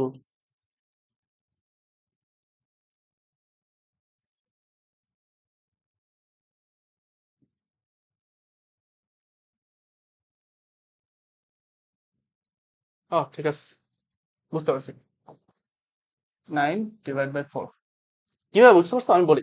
উপরে 10 দিয়ে গুণ করছি, নিচে 10 দিয়ে করছি। 10 দিয়ে যদি গুণ করি আমি, মানে 10 দিয়ে যদি গুণ করি, দেখো 0.3 ইন্টু 10, 0.2 ইন্টু 10 যদি করি, 10 দিয়ে গুণ করলে কি 10 10 কাটা, তোমার যা ছিল তাই আছে। তো 3 হয়ে গেল, 2 হয়ে গেল, 3 স্কয়ার মানে 9, 2 স্কয়ার মানে 4। ওকে, 14/D1। তাহলে আমি কি লিখতে পারি?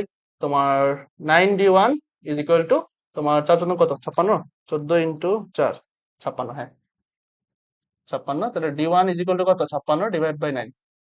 কত আসছে অ্যান্সার? Divide by 9, 6.22। কত আসছে? D1 is equal two 6.22। BUET আসছে এটা, সহজ। আচ্ছা, আমাদের টাইপ 3 ডাল্টনের আংশিক চাপ সূত্র। ওকে, ডাল্টনের আংশিক চাপ সূত্র কি বলছে আমাদের? যে স্থির তাপমাত্রায়, কি বলছে দেখো আবার খেয়াল করো, স্থির তাপমাত্রা, এটা মনে রাখা লাগবে। স্থির তাপমাত্রায় পরস্পর বিক্রিয়াহীন এ বি সি ইত্যাদি গ্যাসের মিশ্রণের মোট চাপ যদি পি হয় এবং এদের আংশিক চাপ যদি তোমার P A P B P C হয়, তাহলে এদের কি হবে? মোট চাপ ইজ ইকুয়াল টু কি? আংশিক চাপের যোগফলের সমান। ঠিক আছে, মোট চাপ কি? আংশিক চাপের যোগফলের সমান। আংশিক চাপ জিনিসটা কি? মনে করো একটা তিনটা গ্যাস আছে একটা পাত্রে, এ বি সি। এখন আমি সেখান থেকে যদি বি আর সি সরাই নিতাম, তাহলে এ যেই চাপটা দিত সেটাই হচ্ছে কি এর আংশিক চাপ। বুঝতে পারছো? আর আংশিক চাপ সমান সমান কি আছে? আংশিক চাপ মনে করো পি এ, মানে কি এ এর আংশিক চাপ সমান সমান কি? এ এর মোল ভগ্নাংশ। ঠিক আছে, এ এর মোল ভগ্নাংশ, মোল ভগ্নাংশ ইন্টু মোট চাপ।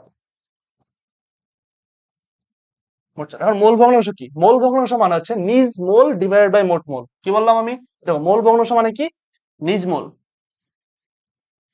নিজের মোল, নিজ মোল ডিভাইডেড বাই মোট মোল। ঠিক আছে, একটা গ্যাসের মনে করো এর মধ্যে পাত্রের মধ্যে মনে করো 2 মোল অক্সিজেন আছে, আর 2 মোল তোমার মনে করো যে 3 মোল মনে করো যে তোমার কার্বন ডাই অক্সাইড আছে। এখন তাহলে সেখানে তোমার অক্সিজেনের আংশিক চাপ কত, সরি মোল ভগ্নাংশ কত, মোট মোল কত হয় 2 + 3। তাহলে 2 + 3 কি নিজ মোট মোল, তাহলে মোট মোলটা কত 5, মোট মোলটা কত ছিল 5, আর নিজ মোল কত 2। এটা হচ্ছে তোমার কি, সে ওখানে অক্সিজেনের তোমার মোল ভগ্নাংশ। মনে করো চাপ, মোট চাপ হচ্ছে তোমার কত 5 atm, তাহলে তোমার দেখো ইন্টু 5, তাহলে দেখো এই যে 2 আসছে না 2 atm, এটা কি তোমার অক্সিজেনের আংশিক চাপ। ক্লিয়ার? আশা করি বুঝতে পারছেন। ওকে, আগাই আমরা। একটি পাত্রে 27°C তাপমাত্রায় 1 atm চাপে কিছু কার্বন ডাই অক্সাইড গ্যাস আছে, গ্যাসটির ঘনত্ব কত? এটা পারবা তোমরা। D = PM/RT। ঠিক আছে, সেম ফরম্যাট ফার্স্টে আসছে, D = PM/RT। ওকে, নিজেরা করবে এটা, সব আমি করে দিলে হবে। 64 গ্রাম অক্সিজেন একটি আবদ্ধ পাত্রে এত কেলভিন তাপমাত্রায় এত চাপ তৈরি করে, ওই পাত্রে এত, আচ্ছা এটা আমি করে দিতে হবে। আমাদের এখানে দেওয়া আছে কি ডাব্লিউ, ডাব্লিউ দেওয়া আছে, টেম্পারেচার দেওয়া আছে, প্রেসার দেওয়া আছে। ওই পাত্রে এত রাখলে কত তাপমাত্রায় একই চাপ তৈরি করবে? ওকে, চাপ কনস্ট্যান্ট, তাহলে আমার সম্পর্ক লাগবে কার সাথে? ডাব্লিউর সাথে টি। কত তাপমাত্রা রাখলে একই চাপ তৈরি করবে? ওকে, তাপমাত্রা বের করতে হবে, চাপটা তো একই আছে, 2 atm থাকবে। ওকে, চাপ বাদ। তাহলে আমাদের সম্পর্ক আমরা কি জানি? PV = W/M/R/T। ওকে, দেখো আমার লাগবে কি ডাব্লিউ, ডাব্লিউর সাথে আমার কি সম্পর্ক? টি এর সম্পর্কটা কি সেটা বের করতে হবে। দেখো যেহেতু দুইটা উপরে আছে, তার মানে কি ব্যস্তানুপাতিক সম্পর্ক, তাই তো, ব্যস্তানুপাতিক সম্পর্ক। ওকে, তাহলে ডাব্লিউ প্রপোর্শনাল টু 1/T। তাহলে আমি কি লিখতে পারি? W1 WT1 = W2 T2। Sorry wait, আমাদের এমটাও লাগবে, কারণ দেখো অক্সিজেন দেওয়া আছে, এখানে এমটাও লাগবে আমার। আচ্ছা, টিটা আমি এই পাশে পাঠিয়ে দিই, টিটা আমি পাঠিয়ে দিলাম, এখানে টিটা নাই। তাহলে আমার দেখো সম্পর্কটা কি? W/M is proportional to 1/T। তাহলে আমি এটা এইভাবে লিখতে পারি না? W1/M1, টিটা যদি এইরকম আসা পড়তো তাহলে কি আসতো? T1 is equal two W1 W2 M2 T2। Clear? W1 এর মান কত? 64। M1 এর মান কত? অক্সিজেন, অক্সিজেন কত হয় রে? 16 16 32 ইন্টু T1 এর মান কত? 600 kelvin is equal two W2 এর মান কত? 56। নাইট্রোজেন গ্যাস নাকি? হ্যাঁ নাইট্রোজেন গ্যাস, 14 × 28 ইন্টু টি2 এর মান কত? টি2 এর মানটা লাগবে আমার। ওকে, দেখো 32 2 × 64 28 2 × 56 2 2 কাটা, টি2 এর মান কত? 600। Same 600 kelvin, 600 kelvin. বুঝতে পারছো? ইজি। Okay, very easy. এও পাত্রে কার্বন ডাই অক্সাইড মিথেন দিয়ে পূর্ণ করা হলো। একই তাপমাত্রায় দুটি পাত্রে, পাত্র দুটিতে গ্যাসের চাপ সমান পাওয়া গেল। এ এর আয়তন এত, বি এর আয়তন কত? দেখো আবার এখানে আণবিক ভর দেওয়া আছে, শুধু শুধু এমটা দেওয়া আছে। ঠিক আছে, এখানে শুধু এম দেওয়া আছে আর ভি দেওয়া আছে। তাহলে দেখো আমরা কি জানি? PV = M/M/R/T। তাহলে দেখো পি এর সাথে, সরি ভি এর সাথে, ভি এর সাথে এম এর সম্পর্ক কি? ব্যস্তানুপাতিক না? তাহলে আমি কি লিখতে পারি? V1 M1 = V2 M2। এমটা এভাবে আনলাম, Vm = কনস্ট্যান্ট, সেটা আনলাম। ঠিক আছে, আমি কি বলছি দেখো, একই তাপমাত্রা মানে কি? তাপমাত্রা কনস্ট্যান্ট, চাপ সমান হবে, চাপটাও কনস্ট্যান্ট। দেখো চাপ কনস্ট্যান্ট, তাপমাত্রা কনস্ট্যান্ট, আর তো কনস্ট্যান্টই, এখানে ভরটাও কনস্ট্যান্ট হয়ে যাবে। তার মানে কি? V is proportional to 1/P, 1/M, বাদ বাকি সব কনস্ট্যান্ট। বুঝা গেছে? তাহলে আমার লাগবে কি? আয়তন, বি এর আয়তন মানে V2 লাগবে আমার। V2 = V1 M1 / M2। ওকে, V1 এর মান কত? 24 লিটার ইন্টু M1 এর মান কত? M1 এর মান কত? কার্বন ডাই অক্সাইড ধরলাম আমি 44, কার্বন ডাই অক্সাইড কত? 12, অক্সিজেন কত? 16 × 32 32 আর 12 হচ্ছে তোমার 44। ওকে, M2 এর মান কত? M2 কি? CH4 16, হাইড্রোজেনে তোমার হচ্ছে স্টার, আর কার্বন হচ্ছে 12। এখন দেখো ক্যালকুলেশন করি। ওকে, দাঁড়া ওয়েট, 4 6 24 4 4 16 4 11 44 6 11 66 এত লিটার। শেষ, 66। এগুলো হাতে ক্যালকুলেশন করা যায়। ঠিক আছে, ইজি, ক্যালকুলেটর লাগানো। আচ্ছা, একটি সিলিন্ডার এত রাখা আছে ধীরে ধীরে চাপ দ্বিগুণ করো, এটা পারবা। দেখো সিলিন্ডার পি দেওয়া আছে, টি দেওয়া আছে, ভি দেওয়া আছে, তাহলে এটা কি লিখবো আমরা? P one V one divide by T one is equal to P two V two divide by T two. নিজেরা পারবা এটা, আমি আর কিছু করলাম না। একই জিনিস বারবার করে দেওয়ার মানে নেই। একই তাপমাত্রা ও চাপে কত গ্রাম H2S এর গ্যাসের আয়তন এত গ্রাম গ্যাসের আয়তনের সমান হবে। সেম জিনিস, একই তাপমাত্রা ও চাপ, তাপমাত্রা চাপ সমান H2S এর গ্যাসের আয়তন। দেখো আয়তন আর তোমার কিসের সাথে সম্পর্ক লাগবে, মানে দেখো আমি লিখে দিই, সূত্র লিখে দিই, M divide by sorry W divide by M by M by M, W by M R T. আমার সম্পর্ক লাগবে আয়তনের সাথে। তোমার দেখো ডাব্লিউ দেওয়া আছে আর আণবিক ভরটা লাগবে আমার, কারণ আণবিক ভরটা দেওয়া আছে এখানে, দেখো H2S দেওয়া আছে। তাহলে কি সম্পর্ক লাগবে আমার? V is proportional to W by M. তাহলে কি লিখতে পারি আমি? V one M one divided by W one is equal to V two M two divided by W two. ঠিক আছে, এখানে ভি ওয়ান এর মান কত? হ্যাঁ, আচ্ছা এখানে আয়তনটাও সমান, তোমার এটাও সমান, আয়তনও সমান, তাহলে কি থাকতেছে আমার? এম ওয়ান কত? H2S কত গ্রাম? H2S কত? 2 আর 16 কত হয়? সরি 32 34 হয়। 32 আর 2 34 ডিভাইড বাই W1 এর মান কত? আমার W1 এর মানটা লাগবে। ওকে, M2 এর মান কত? নাইট্রোজেন কত হয়? 28। আর কত দেওয়া আছে? 56 দেওয়া আছে। দেখো 28 দুগুণে 56, 34 দুগুণে কত? 68। তাহলে W1 ইজ ইকুয়াল টু 68 গ্রাম, 68 গ্রাম। দেখছো কত ইজি। ভিউ ওয়ানটাও সমান করে দিচ্ছে, ভিউ সমান করে দিচ্ছে, কি ম্যাথ দিছে এগুলো। ওকে, 27 ডিগ্রি সেলসিয়াস তাপমাত্রা একটি গ্যাসের আয়তন এত, চাপ স্থির রেখে, চাপ স্থির, চার্লসের সূত্র। চাপ স্থির মানে কার সূত্র? স্থির রেখে, চাপ স্থির রেখে, চার্লসের সূত্র। পারবা আশা করি। কত তাপমাত্রা বৃদ্ধি পায় এত আয়তন এত হবে, শেষ। নিজেরা পারবা, চার্লসের সূত্র লিখিয়ে দিই একবার, চার্লসের সূত্র। চার্লসের সূত্র, তাপমাত্রা স্থির রেখে এত এটিএম চাপে এত মিলিলিটার আয়তন বিশিষ্ট একটি গ্যাসকে প্রমাণ চাপে আনা হলে তার আয়তন কত হবে? এটাও ইজি, তাপমাত্রাই স্থির রাখছে মানে কি? বয়লের সূত্র,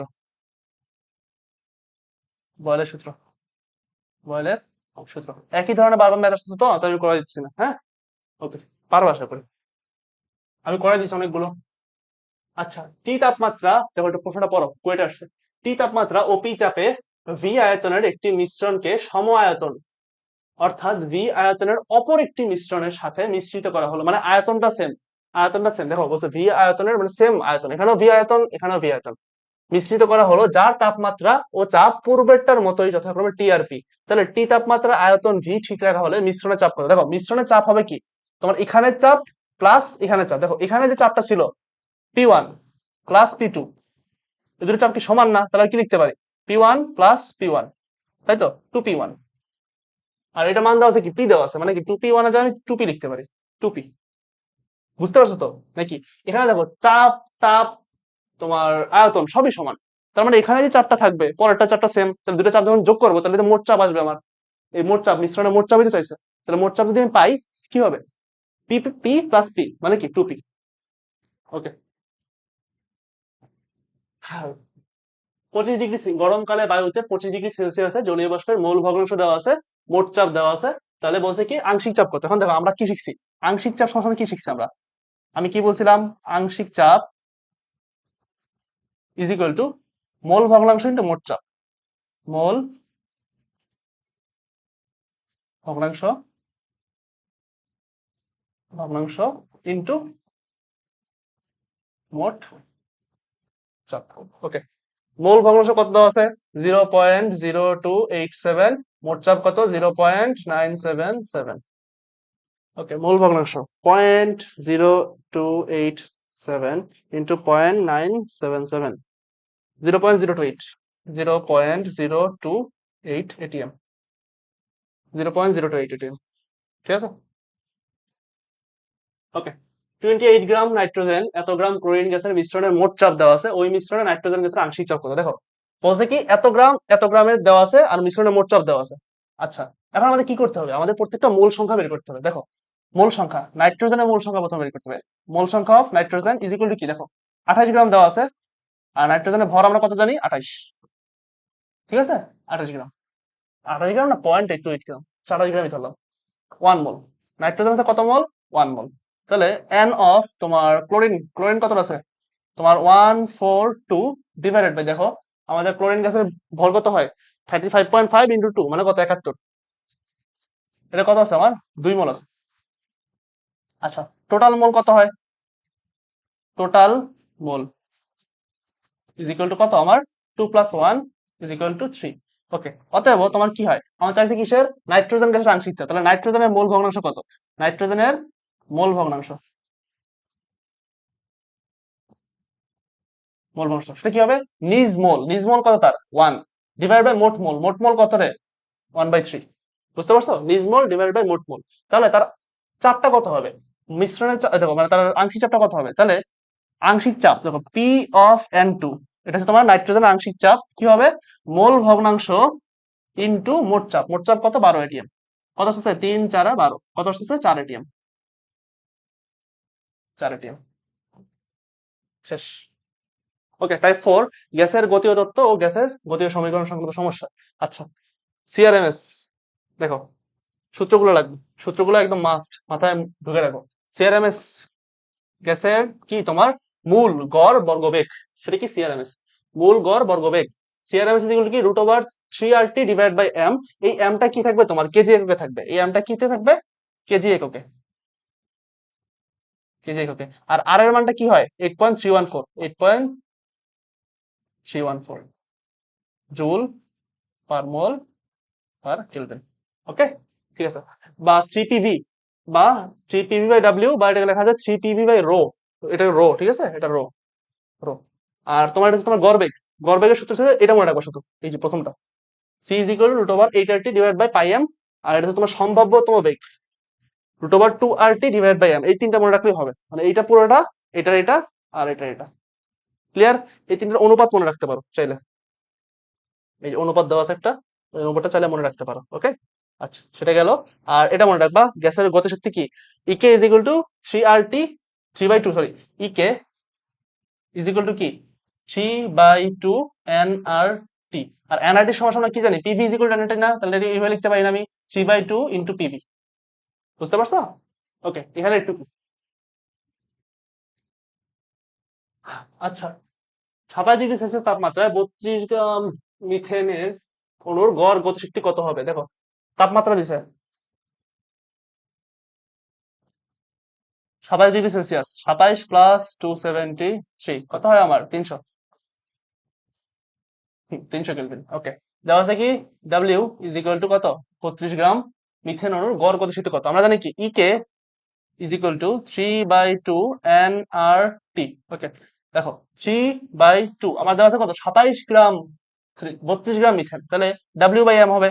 আর ডাব্লিউ মানে মান কত দেওয়া আছে 32, আর মিথেন কত CH4 মানে 16, ইন্টু আর এর মান কত হবে জুলে যেটা আছে সেটা কি 8.314 জুল, কারণ কি আমাদের শক্তির যে এককটা আছে গতিশক্তি সেটা কি জুলে থাকবে, ইন্টু তোমার 300 কেলভিন। ঠিক আছে, 16 2 32, 2 2 কাটা, এখন গুণ করো 3 তিরিকা 900, 900 ইন্টু 8.314 মান আসছে আমার 7482.6, 7482.6 এত জুল। কিলো জুলে বললে অন্য কেউ হইতো। দেখো 7482.6 জুল, সিকিউরিটি 23 সহজ। 1 মোল গ্যাসের গতিশক্তি কত? 1 মোল মানে কি এন এর মান 1, 3/2 RT, এটা কিন্তু 5/2 RT ও হয়, 9/2 RT ও হয়। আসলে কি গতিশক্তি সমান সমান কি জানি আমরা, is equal to F divided by 2 RT, sorry nRT। ঠিক আছে, এখানে F টা কি স্বাধীনতার মাত্রা, স্বাধীনতার মাত্রা। ঠিক আছে, এক পারমাণবিক গ্যাসের ক্ষেত্রে স্বাধীনতার মাত্রা একরকম, দ্বিপারমাণবিক ক্ষেত্রে একরকম, ত্রিপারমাণবিক ক্ষেত্রে বা বহুপারমাণবিক ক্ষেত্রে আরেক রকম। ঠিক আছে, বাট এটা তোমার বইয়ের ক্ষেত্রে এইটা অ্যান্সার দেয় শুধু 3/2 nRT। আচ্ছা, according to the kinetic theory of gas, RMS speed C is equal to 3RT divide by M. হ্যাঁ ঠিক আছে, এভারেজ স্পিড মানে গড় বেগ সেটা কি তোমার √8RT divide by pi M. ঠিক আছে, মোস্ট প্রবাবল স্পিড বা তোমার সম্ভাব্য গড় বেগ যেটা, সেটা মানে সম্ভাব্যতম বেগ সেটা কি 2RT ডিভাইড 3M না, শুধু কি 2RT ডিভাইড বাই এম, এটা। ঠিক আছে, এটা ভুল দেওয়া আছে, মানে 1 আর 2 ঠিক আছে। Okay, calculate the root mean square velocity of carbon dioxide molecule at 1000 degree Celsius. Okay, CRMS বের করতে হবে, তাহলে আমরা বের করি। সিআরএমএস আমরা শিখছি কি, root over of 3RT divide by M. আমি কি বলছিলাম, এখানে এমটা কি থাকবে তোমার কেজি এককে। ওকে, থ্রি থ্রি বসাইলাম, আর এর মান কি বসাবো, 8.314 ইন্টু টি এর মান কি রে, 1000 ডিগ্রি সেলসিয়াস, তাহলে 1000 প্লাস 273। ওকে, এম এর মান কত, কার্বন ডাইঅক্সাইড নাকি 44, 44 ডিভাইড বাই 1000,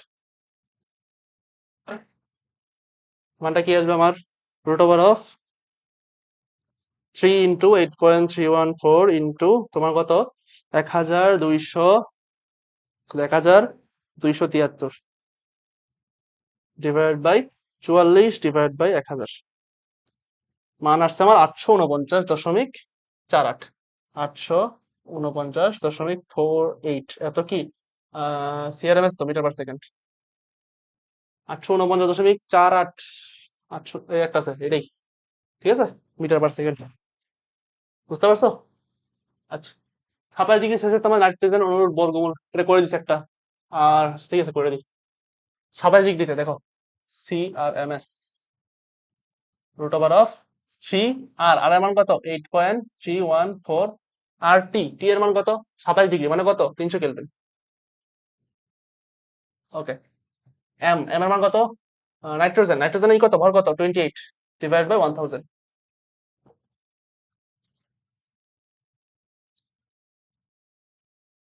কত আসছে আমার, 3 into 8.314 into 300 divide by 28 divide by 1000, আর মান আসছে কত, 516.94 বা 95, এত কি মিটার পার সেকেন্ড। হ্যাঁ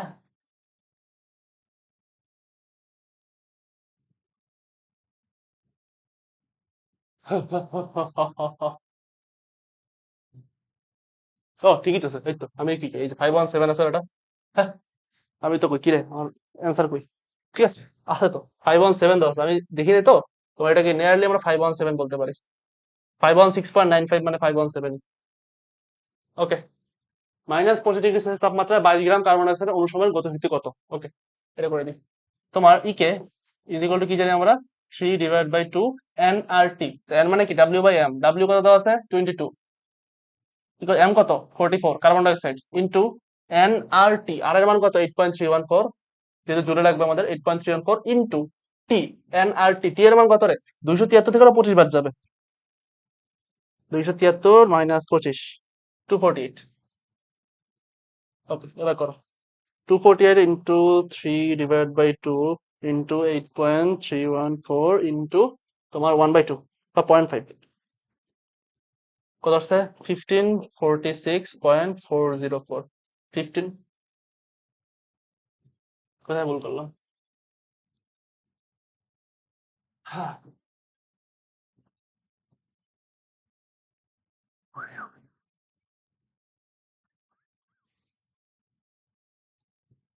দাঁড়াও আরেকবার করি, 3/2 ইন্টু 22 ডিভাইড বাই 44 মানে তো 1/2 ইন্টু 314, টি এর মান কত আমার, এন আর টি, টি এর মান হচ্ছে আমার 273 মাইনাস 25, এই এটাই আসতেছে আমার 1540, কোথাও কি ভুল করছি? আচ্ছা আমার একটা আছে এখানে, মাঝে মাঝে ভুল হয়,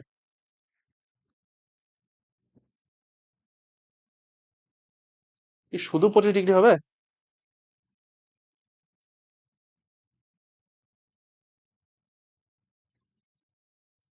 হ্যাঁ হ্যাঁ এটা মানে শুধু 25 ডিগ্রি হবে, বুঝছো, যদি 25 ডিগ্রি হয় তাহলে দেখো এই যে 298 হবে, যদি 298 হয় তাহলে অ্যান্সার আসছে তোমার 1858.179, এই যে এটা হবে, এখানে ভুলে মাইনাস দিয়ে দিছি। ওকে, আচ্ছা, মানে কেমনে কি করবো বলো, সাইডে যদি ভুল থাকে আমার কিছু করার আছে। আদর্শ গ্যাস ও বাস্তব গ্যাস সংক্রান্ত সমস্যা, দেখো পেষণ গুণাঙ্ক, বাস্তব গ্যাসের ক্ষেত্রে PV is equal to Z N R T, জেডটা হচ্ছে কি তোমার পেষণ গুণাঙ্ক, ঠিক আছে। আর আদর্শ গ্যাস কখন বাস্তব গ্যাসের মতো আচরণ করে, বা বাস্তব গ্যাস কখন আদর্শ গ্যাসের মতো আচরণ করে, দেখো কোনো মানুষ যদি আদর্শ হইতে চায় তাহলে কি করতে হবে, তাদের কি চাপ কম দিতে হবে, ফ্যামিলি থেকে প্রেশার কম দিতে হবে। এটা মনে রাখবা যে কোনো গ্যাস যদি আদর্শ গ্যাস হইতে চায় হয় তাহলে তাকে চাপ কম দিতে হবে। আর চাপ কম মানে কি, তাপটা তাপমাত্রাটা বেশি দিতে হবে, মানে কি নিম্ন চাপ উচ্চ তাপমাত্রা, নিম্ন চাপ উচ্চ তাপমাত্রা, উচ্চ তাপমাত্রায় কি হয় তোমার বাস্তব গ্যাস আদর্শ আচরণ করে।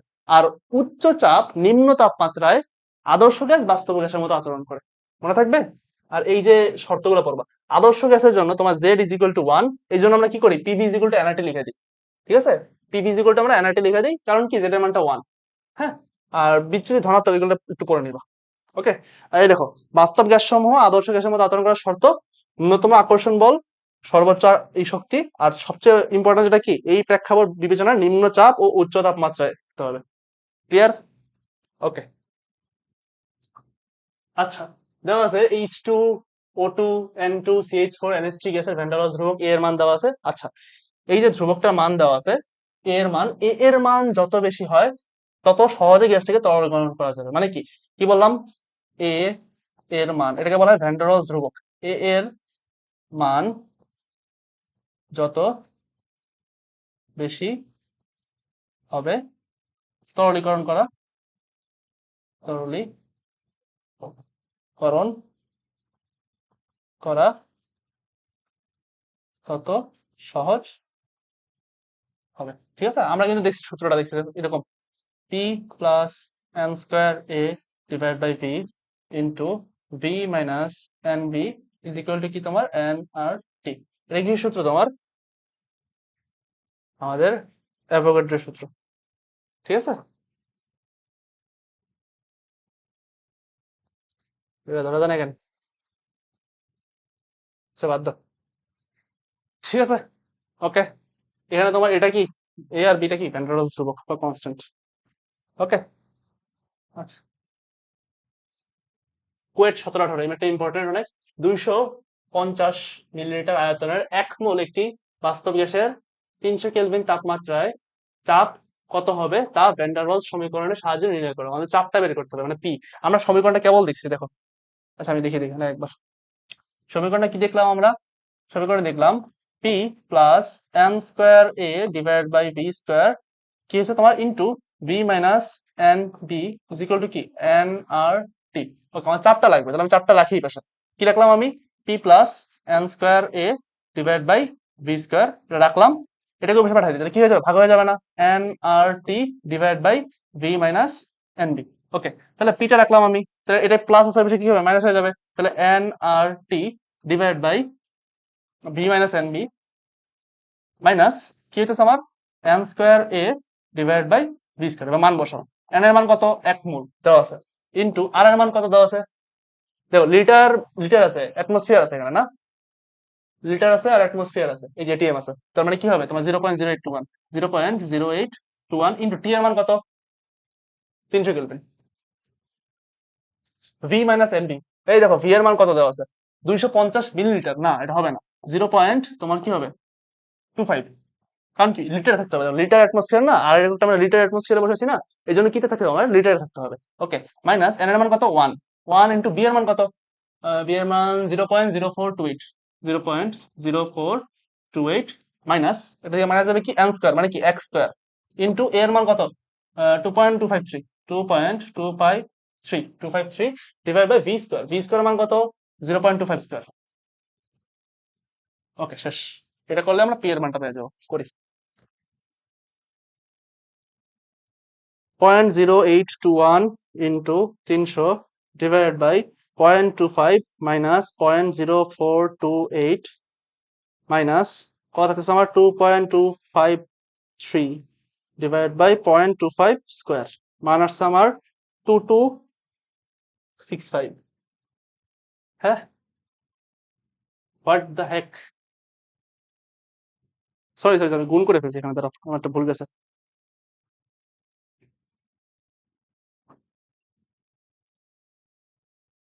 82.82, ঠিক আছে, আমি এখানে তোমার গুণ করে ফেলছিলাম, 82.822, এটা কি আসছে আমার, কি চাইছে, চাপ না এটিএম আছে, 82.8 এটিএম। সহজ কিন্তু দেখছো, জানলে সব সহজ। ওকে, 35.5 গ্রাম ক্লোরিন গ্যাসের জন্য ভ্যান ডার ওয়ালস সমীকরণ নির্ণয় করো। ওকে, 35 আমাদের এন বাই করতে হবে, তাহলে আমরা এন ইজ ইকুয়াল টু কি জানি, ডাব্লিউ বাই এম। তাহলে 35.5 গ্রাম দিছে, তাহলে 35.5 ডিভাইড বাই কত, ক্লোরিন গ্যাস মানে কত, 71, কত হচ্ছে আমার 0.5 মোল, 0.5 মোল বা 1/2 মোল। ঠিক আছে এত, তাহলে আমার এন এর জায়গায় 1/2 বসাইতে হবে। তাহলে আমি যদি বসাই, সমীকরণ কি ছিল আমার, টি প্লাস এন স্কোয়ার, আচ্ছা ঠিক আছে লিখে নি, N square A divide by V square close B minus N B is equal to N R T, PV is equal N R T. ঠিক আছে, এটা হচ্ছে তোমার এক্সটেনশনটা। তাহলে পি থাকলো প্লাস এন স্কোয়ার মানে কত, এন স্কোয়ার মানে হচ্ছে তোমার 1/2 স্কোয়ার। ওকে, 1/2 স্কোয়ার মানে কত, 1/4 তোমার N square A divide by কি আমার ভি স্কোয়ার গেল। ওকে, তাহলে ভি মাইনাস এন এর মান কত, 1/2 বি মানে b/2 ইজ ইকুয়াল টু কত হচ্ছে তোমার 1/2 এন আর টি। আচ্ছা দেখো, আমি এখানে একটা কাজ করি, দেখো কিভাবে করব। দেখো পি, আমি তোমাদের আলাদা দেখাই কিভাবে কাজটা করা যাচ্ছে। দেখো পি প্লাস ওয়ান, 1/4 মানে কি, এটাকে N square A divide by 4 লেখা যায়। আমি যদি ইন্টু 1/v স্কোয়ার করে দিই, তাহলে এটা এভাবে লেখা যায় না, মানে N square A divide by 4v square, মানে আমি এখানে তোমার এইটা মুছা, দেখো এটা মুছে আমি এখানে 4টা নিচে নিয়ে আসলাম। কিভাবে আনছি, এই যে এইভাবে আনছি। ঠিক আছে, উল্টাই দিছি আর কি। হুম, আচ্ছা দেখো আমাদের কি এর অ্যান্সারটা কোথাও আছে, এই তো পি, সরি এই যে এখানে দেওয়া আছে P plus A divided by, sorry A তো না, তো এন স্কোয়ার আবার কেন রাখছি আমি, এন তো বসাইছি, শুধু এ থাকবে, এন এর মান তো বসাইছি না, শুধু এ থাকবে। Okay, A divided by 4v square V minus b/2 is equal to R T, না আর টি তো না, হাফ আর টি থাকবে। 2p আছে, তাহলে 2 দিয়ে গুণ করে দেখি, দুই পাশে আমরা 2 দিয়ে গুণ করবো, তো 2 দিয়ে গুণ করি আমরা, দেখো তাহলে কি হবে, এখানে 2p হয়ে যাবে প্লাস 2 যদি গুণ করি তাহলে 2 2 4 মানে কি হবে, a divided by 2v square গেল। এবার এখানে 2 দিয়ে গুণ করবো মানে কি হবে, 2v মাইনাস 2 দিয়ে গুণ করলে 2 2 কাটা মানে কি শুধু b থাকবে, ইজ ইকুয়াল টু 2 2 কাটা থাকবে কি শুধু n আর t। ওকে দেখি 2p plus a divided by 2v square 2v minus b n আর n কেন গেছে হতে, খালি n লিখি, সরি এখানে n হবে না, এখানে শুধু r t ঠিক আছে, n এর মান তো বসাইছি, শুধু r t থাকবে is equal two r t। ওকে, এটা বি নাম্বার টেন্সার, এখানে বি নাম্বার দেয় নাই বাট এটা বি নাম্বার। ক্লিয়ার? আচ্ছা সহজ ছিল। হ্যাঁ, কত ডিগ্রি সেলসিয়াস তাপমাত্রায় 100 কিলো চাপে এত সংকোচনশীলতা গুণাঙ্ক 0.02। আচ্ছা আমরা কি শিখছিলাম, PV is equal to Z N R T, অতএব জেড এটা সংকোচনশীলতা গুণাঙ্ক, PV divide by N R T. Okay, P এর মান কত, 100 কিলো। এখন কিলো থেকে আমি শিখেছিলাম কিভাবে টিমে যেতে হয়, তাহলে 100 ডিভাইড বাই 10 13 25, এখন কি এটা এটিএম চলে গেছে 101.1325। ঠিক আছে, 10 13 25 আবার 1 কেন আছে 325 ইন্টু ভি এর মান কত 2.24, এটা কিন্তু ডেসিমিটার কি মানে লিটারে আছে কিন্তু 2.24। ওকে, 14 গ্রাম এন এর মান, 14 গ্রাম নাইট্রোজেন গ্যাস, 14 গ্রাম, তাহলে ডাব্লিউ ডিভাইডেড বাই ডাব্লিউ এর মান কত 14 দেওয়া আছে, আর নাইট্রোজেন গ্যাসে কত হবে 28 ইন্টু আর এর মান কত, দেখো এটিএম যেহেতু দিছি মানে কি 0.0821, 0.0821 ইন্টু তোমার টি, টি এর মান কত 100, কত তাপমাত্রা আছে, টিটা লাগবে আমার, জেড এর মান দেওয়া আছে 0.10 বা 0.1। ওকে, ক্যালকুলেশন করি। আচ্ছা আমি আগে জানলে তো তোমার টিটারে বাইরে রাখতাম, এই পুরাটা ক্যালকুলেশন করে ফেলি আমরা। 100 ডিভাইডেড বাই 101.325 উপরে দেয়া into 2.24 divided by 14 divided by 28 into 0.0821, কত হচ্ছে আমার 53। তাহলে এটা ভাগ যাবে গা, ঠিক আছে 53। ওকে, এটা এটা কি আসে দেখো আমি বলি, 0.01 is equal two 53.854 into 1/t1। ঠিক আছে, তো এটা কি আছে গুণাকার আছে, যে ভাগায় চলে যাবে, তো 53 ইন্টু কি হবে 0.10, আমার মান আসতেছে 5.385 is equal to 1 divided by টি1, অতএব টি1 ইজ ইকুয়াল টু কি আসবে 1 divided by 5.385। 1 divide by answer. কি আছে এটা বুমবাং?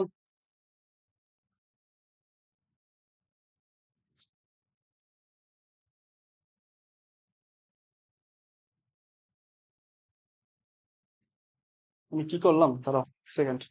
0.1 ভাগ 53.854, এই তো। এটাকে আমি 1 ইনভার্স করলে, সরি হাট, 0.1 ডিভাইড, আমি এখানে গুণ করে ফেলছিলাম বুঝছো, এই 53 দ্বারা গুণ করে ফেলছি। ওকে, 53.854 আসছে, মানটা আসছে তোমার 1.1.85। এটা মুছে দিই আমি। 1/t এর মান আসছে, t1 এর মান আসছে, t এর মান আসছে তোমার কত? 1.856 ইন্টু 10^3। ঠিক আছে, তাহলে এটা ইনভার্স করে দিই আমি। আমার মান আসতেছে 538, 538.54। এটা কি কেলভিন? হ্যাঁ কেলভিন। 538, 539, এটা কাছাকাছি যেটা আছে। ঠিক আছে, সহজ। আচ্ছা, এসিড ক্ষারক মতবাদ আমাদের লাস্ট টপিক। ওকে, আচ্ছা মতবাদ কয়েকটা মতবাদ আছে এখানে। তো প্রথম মতবাদ আছে আরহেনিয়াসের মতবাদ। সেটা কি, জলীয় দ্রবণে এসিড কি করে, জলীয় দ্রবণে মানে একুয়াস সলিউশনে, একুয়াস সলিউশনে কি করে, H প্লাস দান করে। আর ক্ষার কি করে, জলীয় দ্রবণে OH মাইনাস দান করে। দুইটাই দান করে, একটা H প্লাস দান করে, একটা OH মাইনাস দান করে। গেল। ব্রনস্টেড লাউরি কি বলছে, সে বলছে যে H প্লাস, এটাকে আমরা আরেকটা নাম দিতে পারি প্রোটন। কি? প্রোটন। ব্রনস্টেড লাউরির মতবাদ হচ্ছে এসিড জলীয় দ্রবণে কি করে, sorry, জলীয় দ্রবণ না, এসিড তোমার প্রোটন দান করে, আর ক্ষার প্রোটনটা গ্রহণ করে, H প্লাস গ্রহণ করে। ওকে, লুইস, বিজ্ঞানী লুইস বলছে যে তোমার এসিড কি করে, ইলেকট্রন জোড় গ্রহণ করতে পারে। কারণ ইলেকট্রন জোড় গ্রহণ করে কারা, যাদের অষ্টক সংকোচন হয়। ঠিক আছে, মানে শেষ শক্তি স্তরে 8টা থেকে কম ইলেকট্রন থাকে। আর ইলেকট্রন জোড় দান করে কারা, যাদের অষ্টক সম্প্রসারণ হয়। তার মানে কি, যারা তোমার শেষ শক্তি স্তরে 8টা থেকে বেশি ইলেকট্রন থাকে, সেটাকে বলা হয় অষ্টক সম্প্রসারণ। আচ্ছা, এই যে এটা আছে এটা মনে রাখবা। দেখো, বিশেষ করে এটা, এই যে HI, hydrogen iodide, hydrogen bromide, hydrogen chloride, hydrogen fluoride, এগুলো ইম্পর্টেন্ট। তারপরে তোমার sulphurous acid, phosphoric acid, nitric acid, sulphuric acid, perchloric acid, এগুলো ঠিক আছে। এই নাইট্রিক অ্যাসিড, নাইট্রাস অ্যাসিড, এগুলো সবগুলো মনে রাখবা। ওকে, হাইড্রোনিয়াম আয়ন আছে, তারপরে সালফেট আয়ন আছে, ঠিক আছে, বাইসালফেট আয়ন আছে, এগুলো মনে রাখবা কোনটার কি। আর সবগুলোর তোমার ই লেখা লাগবে না, অনুবন্ধী কি এটা আমি দেখাচ্ছি যে অনুবন্ধী অ্যাসিড কি বলে। আচ্ছা, আমাদের প্রথম কোশ্চেন বলছে in which reaction is the underline substance acting as base. এখানে আন্ডারলাইন দেয় নাই, বাট সবগুলো সেকেন্ড যে পার্টটা সবগুলো এটা আন্ডারলাইন করা। ঠিক আছে, আচ্ছা, বেস বলছে, বেস আসলে কি করে, H প্লাস গ্রহণ করে। এসিড কি করে, H প্লাস ত্যাগ করে। এসিডটা H প্লাস ত্যাগ করে। আমরা দেখবো যেটা এসিড কিনা, মানে এসিড আছে কিনা সেখানে। যদি এসিড থাকে, অন্য একটা এসিড থাকে, তার মানে এটা বেস শিওর। আচ্ছা দেখি তো এটা বেস কিনা। H2SO4, এটা কি কোনো সময় বেস সম্ভব রে? না, এটা এসিড কিন্তু। কেন দেখো, H2SO4 এখানে কি রূপ, কিতে পরিণত হয়েছে, HSO4 মাইনাস। সে কি করছে, একটা H প্লাস দান করে দিছে। এখন H প্লাস দান করে কে, এসিড, তার মানে এটা বেস না, বাদ। হাইড্রোজেন সায়ানাইড, এ দেখো এখান থেকে কি উৎপন্ন হয়েছে, Cn মাইনাস, মানে কি, সে H প্লাস ত্যাগ করে দিছে, এটাও তোমার কি, এসিড। আচ্ছা, কার্বনেট, কার্বনেট কি করছে এখানে দেখো তো, সে কি তোমার এখানে H প্লাস কি ত্যাগ করছে না, করছে না।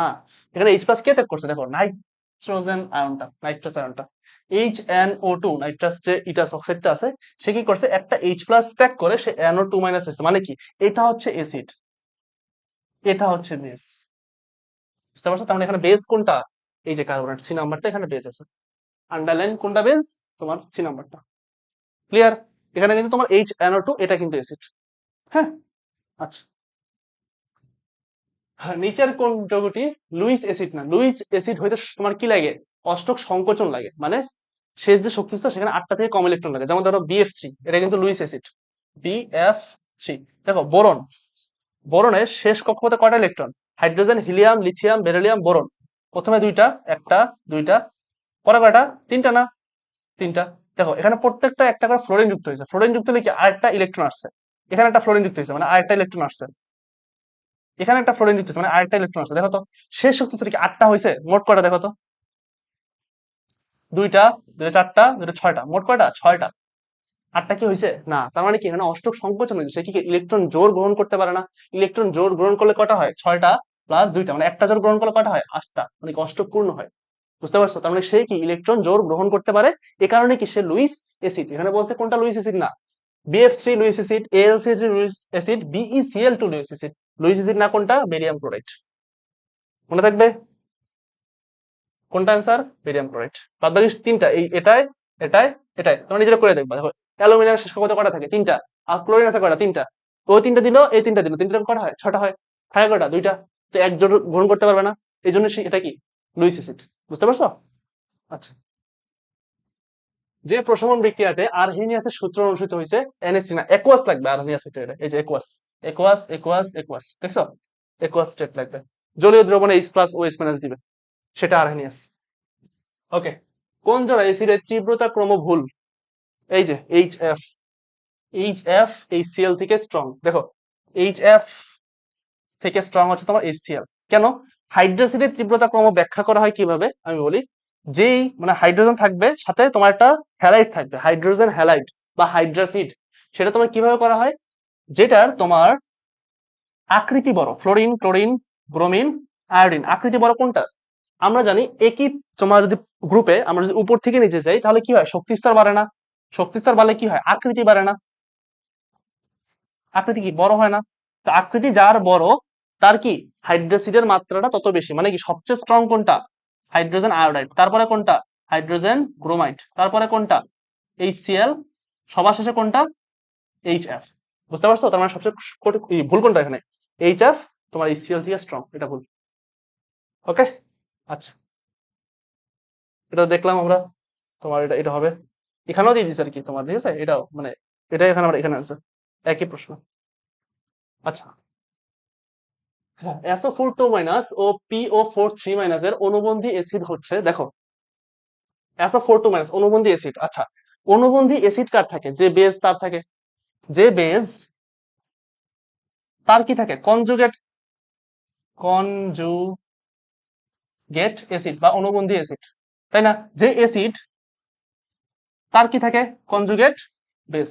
মানে অ্যাসিডের অনুবন্ধী বেজ থাকবে, বেজের অনুবন্ধী অ্যাসিড থাকবে, ঠিক আছে? তার মানে আমার চাইছে কি এখানে বলতো? এই দুইটার অনুবন্ধী অ্যাসিড চাইছে, তার মানে এই দুইটা কি বেজ। আর বেজের কাজ কি? H প্লাস গ্রহণ করা না H প্লাস ত্যাগ করা? H প্লাস গ্রহণ করা। তাহলে আমি যদি সালফেটের মধ্যে H প্লাস গ্রহণ করি তাহলে সেটা কি হবে রে? H2SO4, তাই তো? আর তোমার যদি ফসফেট যদি তোমার H প্লাস গ্রহণ করে সেটা কি হবে? H2PO4 মাইনাস দিছে। আচ্ছা ঠিক আছে, ওকে, বুঝতে পারছো? এটা হবে না। কেন হবে না? সে কি করছে? একটা H প্লাস গ্রহণ করছে। যদি একটা H প্লাস গ্রহণ করে, একটা H প্লাস গ্রহণ করে কি হবে? সে HSO4 মাইনাস হবে। আর ফসফেট কি করছে? PO4 3 মাইনাস, সে একটা H প্লাস গ্রহণ করে সে কি হবে? HPO4 2 minus. কোথায় আছে দেখো? HPO4 2 minus, HPO4 2 minus, HSO4 minus. Yes, this is the answer. মনে থাকবে? এখন দেখো, এটা কি অ্যাসিড না? এটা কি অনুবন্ধী অ্যাসিড না? এখন যদি বলতাম যে এইটার অনুবন্ধী বেস বাড়ি করতে, তার মানে কি এইটা অ্যাসিড। অ্যাসিড কি করে? H প্লাস ত্যাগ করে। দেখো এখান থেকে যদি একটা H প্লাস ত্যাগ করতো তাহলে কি হইতো? SO4 একটা মাইনাস আছে, আর একটা মাইনাস হইতো না? তাই তো? বুঝতে পারছো আশা করি, ঠিক আছে? ওকে, আচ্ছা, জলীয় দ্রবণে, এটা আমাদের লাস্ট প্রশ্ন সম্ভবত। জলীয় দ্রবণে H plus plus OH minus হবে, OH মাইনাস থেকে তোমার পানি উৎপন্ন হয়েছে।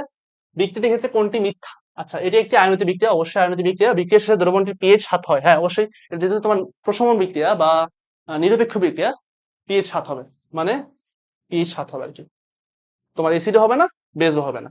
ওকে, বিক্রিয়ার শেষে দ্রবণটি তড়িৎ প্রবাহিত হ্রাস পায়, অবশ্যই। তোমার বিক্রিয়ার ফলে দ্রবণের তাপমাত্রা বৃদ্ধি পায়, হ্যাঁ এইচ আয়নিত বিক্রিয়া যেহেতু অবশ্যই তাপ বৃদ্ধি পাবে।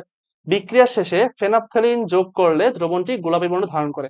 আচ্ছা দেখো, এখানে বলছে কি ফেনাপথ্যালিন যোগ করলে তোমার গোলাপী বর্ণ ধারণ করে।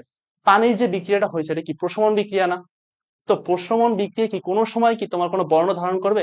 কোনো কিছু কোনো বর্ণ চেঞ্জ করবে না? করবে না। যদি এসিড হইতো বা ক্ষার হইতো তখন যে তোমার যে নির্দেশক গুলো আছে এগুলোকে বলা হয় নির্দেশক। তোমরা পরিমাণগত রসায়নে পড়বা আশা করি বা পড়ছো। এগুলো কি বলা হয়? নির্দেশক। এই নির্দেশক গুলো তখন বর্ণ চেঞ্জ করে। বাট এটা কি প্রশমন বিক্রিয়া বা এটা কি নিরপেক্ষ বিক্রিয়া? নিরপেক্ষ বা প্রশমন, যেটাই বলো, নিরপেক্ষটাই আসলে ভালো। কারণ যেহেতু পিএইচ 7, ঠিক আছে, পিএইচ 7 নিরপেক্ষ, তার মানে কি এটা কোনো বর্ণ দিবে না। ঠিক আছে, এটা বর্ণ দিবে না। এই কারণে কি, এটা ফেনফথেলিন কোনো যোগ করলে কোনো বর্ণ পাওয়া যাবে না। ঠিক আছে, তো আমাদের আজকের ক্লাস এই অবধি। তো তোমাদের যদি ক্লাসে কোনো সমস্যা হয়, কোথাও যদি বুঝতে সমস্যা হয়, সেটাই আমি একটা ম্যাথ দেখছিলাম, ঠিক আছে, ওই ম্যাথটা যদি কোনো স্লাইডের সমস্যা থাকে বা প্রশ্ন যদি কোনো সমস্যা থাকে, আমি তোমাদের আপডেট দিয়ে দেবো। হ্যাঁ, যখন তোমাদের ক্লাসটা পোস্ট করা হবে তখন তোমার সেটা নিচে আপডেট দিয়ে দেবো আমি। ওকে, তো সবাই ভালো থাকো, পড়াশোনা করো, আল্লাহ হাফেজ।